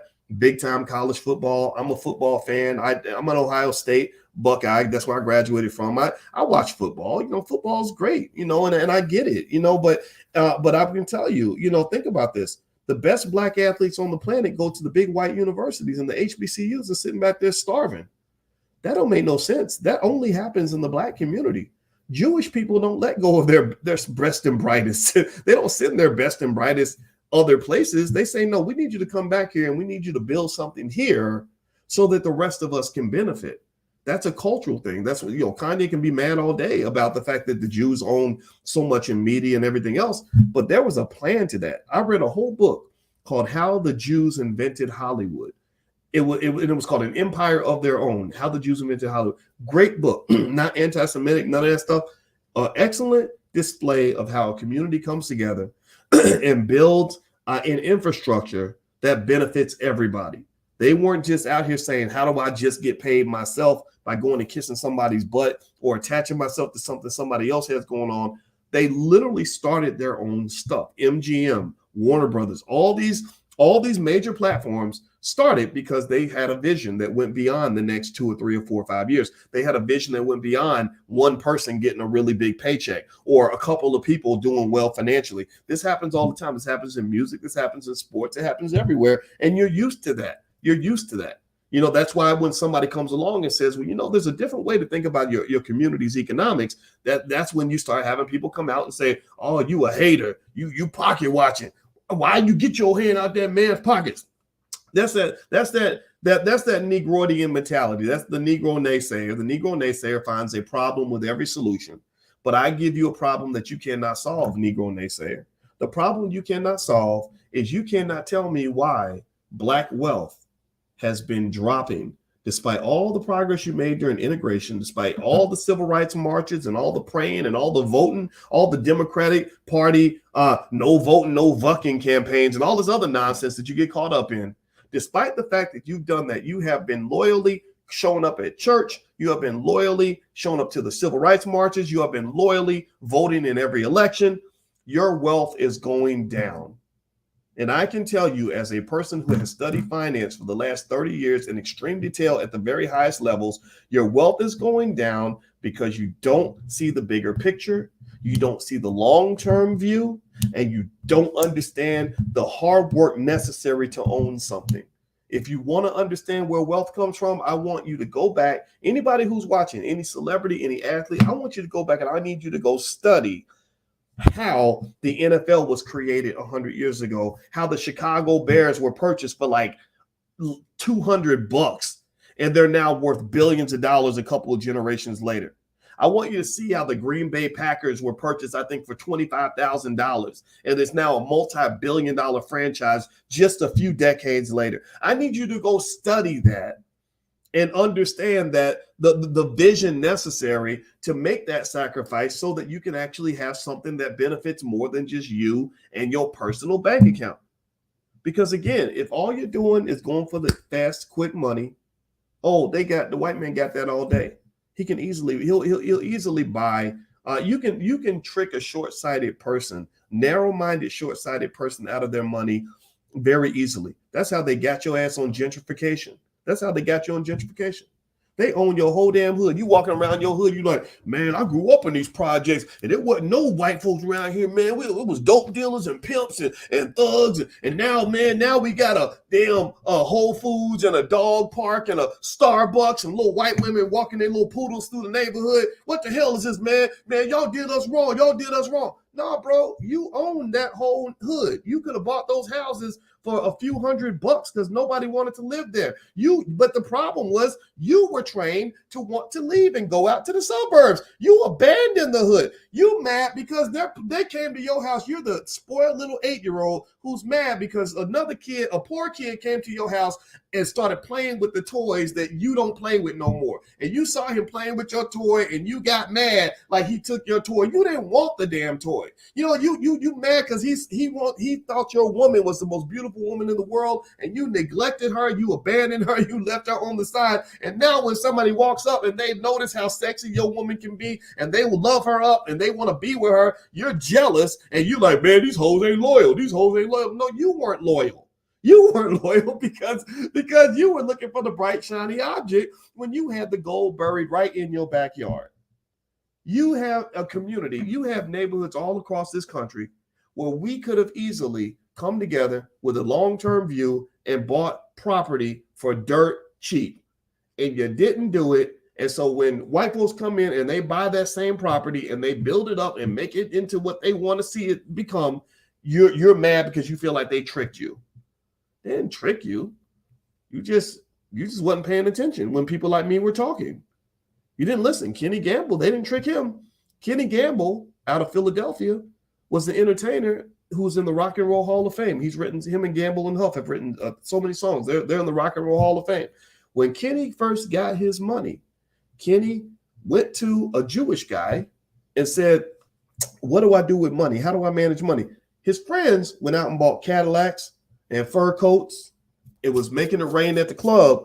Kenny went to the old Jewish man and said, what do I do with money? How do I manage money? And the man showed him what to do with his money. And then you know what Kenny did? Kenny went to his neighborhood where nobody wanted to live.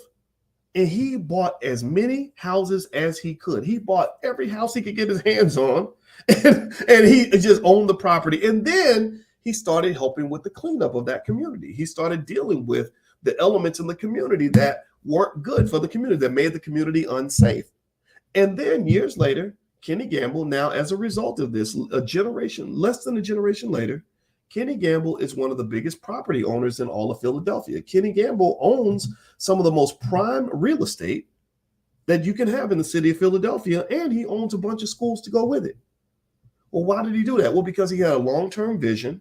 He didn't follow along with the stereotypes. He wasn't just thinking about himself. He was willing to plant a seed. So the point that I would ask is this. When you're making your moves, and we're going beyond Deion Sanders. We started talking about Deion. I don't want to make it just about Deion because I know how we are. We love our heroes, and people get mad if you say that something a black celebrity does isn't right, and people get mad, like, why are you hating and all this. I get it. You're trained to worship your celebrities. That's another reason why your wealth is dropping and why your community's failing is because I know these celebrities. Some of them are absolute dumbasses, but you love them because white folks put them on TV. None of that impresses me. None of that impresses me. But I get it. But here's the thing. For those of you that are actually hearing some of this, what I want you to really ask yourself in your life, the most important decision or the most important question you can ask yourself is, what seeds am I planting? What seeds am I planting? People who plant seeds, they get a harvest later on. Somebody planted a seed to start this league called the NFL 100 years ago. Their harvest is a bunch of teams that are worth billions and billions of dollars. That's their harvest. Their harvest was a couple generations later. Many of those people that planted the seed, I think all of them are probably dead by now, but their children and grandchildren, they own family franchises that are worth billions of dollars. They could go buy a million Negroes for the amount of money that they have because y'all always up for sale and you sell yourselves now. White folks used to sell you. Now you sell yourselves and you sell each other. So the question is, what seeds are you planting right now? You know, all these athletes, all these entertainers that allegedly have all this influence and brag about how much money they have. What seeds are you planting? And I can tell you have a long way to go because I'm really, really fascinated when I see some of these entertainers that will make $10, $20 million in a year and will go spend $3 million on some jewelry and a couple cars and a fashion show in Paris or whatever. They'll literally spend money on things that have no investment value whatsoever to the people that they claim to care about, the people that made them into who they are, the community that they're from. So I would encourage you to grow out of that. And don't let money be the number one driving factor behind every decision that you make. And don't let fast money become the number one driver. Because if you're always thinking about fast money, the white man's got all the fast money in the world. He can always trick you out of your destiny and your purpose. That's my 2 cents. I wish Deion Sanders the very best. I think Deion's a great coach. I think Colorado is very blessed to have him. They now have ownership of one of the best assets in the Black community. And just like hip hop, just like when hip hop left the South Bronx and white folks owned hip hop, this is exactly, to me, a similar situation. I think that Deion should be an asset of the Black community. I think that instead of him going to the places that he thinks are big time, I think that if you are big time, then why can't you be big time exactly where you are? If you're really big time, I mean, if you're really good at what you do, like if you're really just the shit, then the shit ain't got to go chasing down the bigger shit. The shit ain't got to go. You ain't got to go chasing down other people trying to be next to them to prove that you the shit. No, you can sit right where you are, and get the best players, build up a massive business infrastructure that attracts millions of dollars every year. You can shine so hard that eventually everybody is attracted to you. So I don't really, I'm gonna tell you the truth. I think in terms of Deion being that dude and being prime time and everything else, I'm gonna question that a little bit, because there's no reason, if you take away the money, there's absolutely no reason why anyone would ever go coach at the University of Colorado. They are a terrible football team. Their record, they've only had, I think, 2 winning seasons in the last 20 years. Who in the hell would want to go connect to a big white loser when you are connected to one of the greatest Black winners in the history of HBCU sports? Like, I just don't get it. I don't understand it. I'm not saying I hate on them for it. I understand there's money and stuff, but the question is, like, is that all that there is? Like, is money the only thing that they have to offer you to get you to abandon everything that's wonderful and beautiful in your life? I mean, and you're already supposed to be rich. Money is supposed to liberate you. Money is supposed to get you, having money is supposed to get you to the point where you don't have to make decisions just because of the money. I get it. If a poor man says, man, I was only making 300,000, now I'm gonna make 5 million. This is my big opportunity. I get it if a poor man says that. I get that. But I don't understand it when a rich man says that. Do y'all understand what I'm saying? Like, I don't know if y'all get what I'm saying. I hope I can say this and still be loved, because I know people get mad, because they got their heroes and people just, call you a hater or whatever. Those are not the people I'm talking to. I like to talk to Black folks that want to be intelligent and understand the nuances of multidimensional thinking. I want you to realize that there's more to it than the money, right? So the rich man is like, well, of course, I'm making more money, so of course I'm going to go over here. I'm like, well, I don't understand that. Because I can tell you what, I could go to Elon Musk or Bill Gates or something, and I could say, well, you can have 2 million if you go over here, or you can have 8 million if you go over there. That's not going to shape their decision-making process necessarily. They're going to say, I have enough money now. I have enough money that money is not my motivator anymore. I need something other than the money. Okay. And that's the point that's a little bit confusing to me. But then again, I understand. I know I'm in the minority. I know that everybody isn't going to get it. I'm really talking to the people that do, and that at least are ready to hear another way of looking at things, because just understand that the way you've done things economically to this point as a community have absolutely failed. Your wealth is not going up, Black people. Your wealth is actually going down. And the reason it's going down is because you're thinking about these decisions in all the wrong ways. So when you're making your decisions, don't just let money be the number one driving factor. Or if it is money, remember there's a difference between short money and long money. So you don't have to abandon money. You don't have to be poor. You don't have to be broke in order to be committed. Maybe you just have to have a little vision. There's long-term benefits to planting seeds and doing the hard work necessary to develop an infrastructure where there is none. I'll give you one last example that'll help you understand this. This is a touchdown that white folks had that I think you can learn from. Hit the thumbs up button, by the way. If you haven't done it, hit the thumbs up button, share, subscribe, all that stuff, and hit the notification bell. In the 1950s, there weren't a lot of entrepreneurs like there are now. There weren't a lot of startups in the 1950s like there are now, tech startups and all that. That culture wasn't there yet. But there were some guys, some engineers in New York that were working for these big corporations, and they didn't want to work for these companies anymore. They didn't like the insecurity of losing their jobs and all that. So they agreed that they would start a business, a tech company out in California. And they all made the agreement over a lunch where they signed the agreement on a napkin. They literally signed this agreement on a napkin. And they said, well, where are we going to start our tech company? Well, they said, we can go out to California. There's this place where near Stanford University that has a bunch of orange groves, and the property's really, really cheap because nobody wants to be there. Nobody wants to base their company there.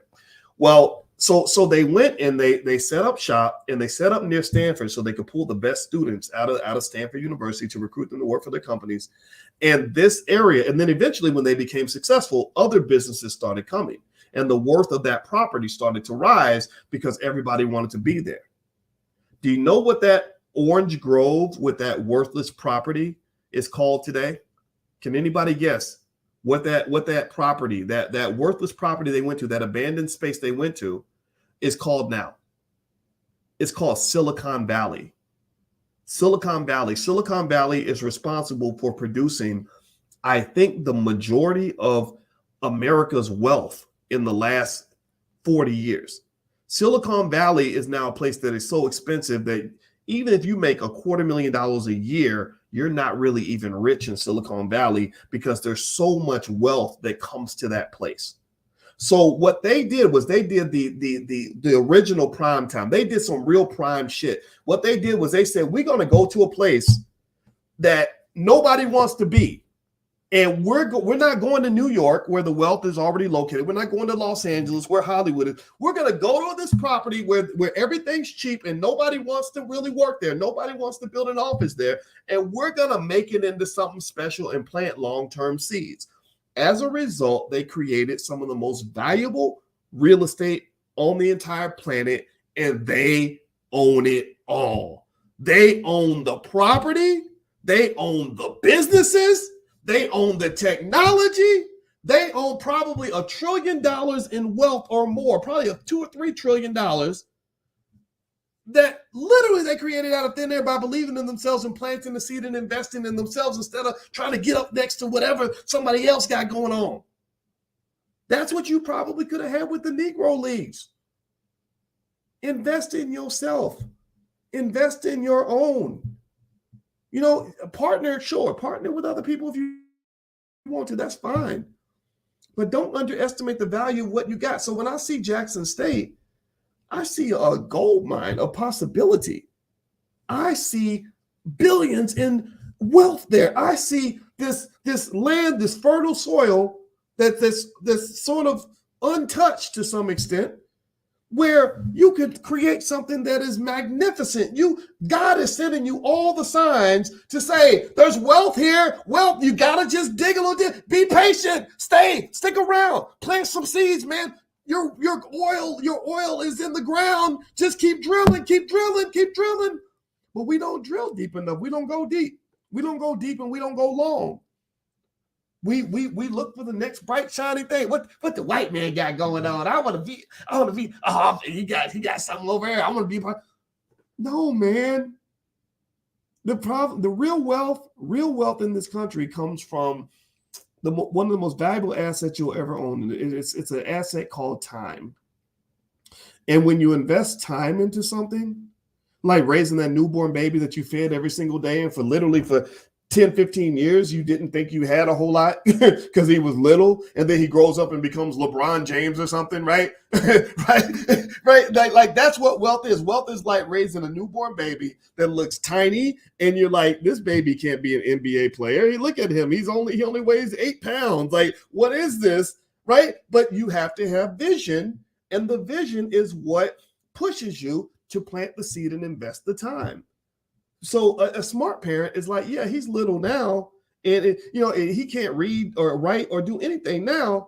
But if we nurture him and we feed him and we pour into him and we do this over 20 or 30 years, then we're really gonna have something. That's business is the same way. Wealth is the same way. You got 1 million seeds in the Black community that could become multi-billion-dollar assets for your people. But unfortunately, nobody ever taught you the importance of pouring in the time, planting the seed. When the NFL first started, the collective value of all the NFL teams put together was probably about $2,000. But there were people who saw the vision, who planted the seeds and took the time. A couple generations later, you've got $100 billion worth of wealth. That's where wealth comes from, Black people, and I need y'all to understand that. That's all I got to say. If you could, hit the thumbs up button, thumbs up, thumbs up, thumbs up, share, subscribe if you haven't done it yet. Also, the Love and Money Masterclass I'm teaching with my wife starts tomorrow. If you'd like to join us, you can get a discount to join us at BoyceWatkins.com. As you guys know, in the Black Business School, we've created the first ever Black financial therapy department because my wife, her doctorate is in social work and she's a licensed therapist. My doctorate's in finance. So we realized that by doing this, we could work with the best thinkers to create a Black think tank that allows us to break past the psychological barriers that keep us from building wealth in our community. So we're really excited about this. This is 100% Black owned. We support only Black owned schools. We gave money to King Randall School because it's Black owned and they're doing really great things. We gave money to Freedom Home Academy International. So we just believe Black people should be educating Black people. So if you'd like to join us for this masterclass on money and relationships, feel free to go to BoyceWatkins.com. Also, we're doing a Black Wall Street intensive taught by Cody Ransom that starts on December 6th. Cody is an expert on Black Wall Street. There are so many things that you never will learn in public school or anywhere else about Black Wall Street. None of the documentaries have covered these things. Cody knows all of this. He knows where all the bones are buried on Black Wall Street. So if you're interested in that topic, I encourage you to bring your family. We believe education needs to be a family process. So you can also go to BoyceWatkins.com if you'd like to join the Black Wall Street Masterclass as well. So anyway, guys, have a wonderful day. God bless you. Hit that thumbs up button on your way out. I love you. And to Coach Prime, I wish you the very best at Colorado. I wish you were staying in Jackson State. I'm sure you have your own reasons for doing this, but I'm gonna just tell you, I kind of would have loved to see what happened if you maybe invested a decade or so in the HBCUs, because I think that what you were doing was extraordinary. But I'm sure whoever comes behind him will do a great job too. So take care, guys. Have a good day. And and one more thing I forgot to mention to you guys. Some of you were asking about this. The URL for the financial flashcards that we created for kids. You can feel free to go to financialflashcards.com. That's the URL on the screen. So feel free to go take a look at that. They make great gifts for Christmas and stuff like that. We believe economic intelligence should be a top priority for our people. So if you'd like to implement that in your household, then remember, you're the teacher. You're the primary teacher of your children. Just go to financialflashcards.com. So take care, guys. Have a great day. Thank you for listening. I love you, and I'll see you soon. Be good. Peace.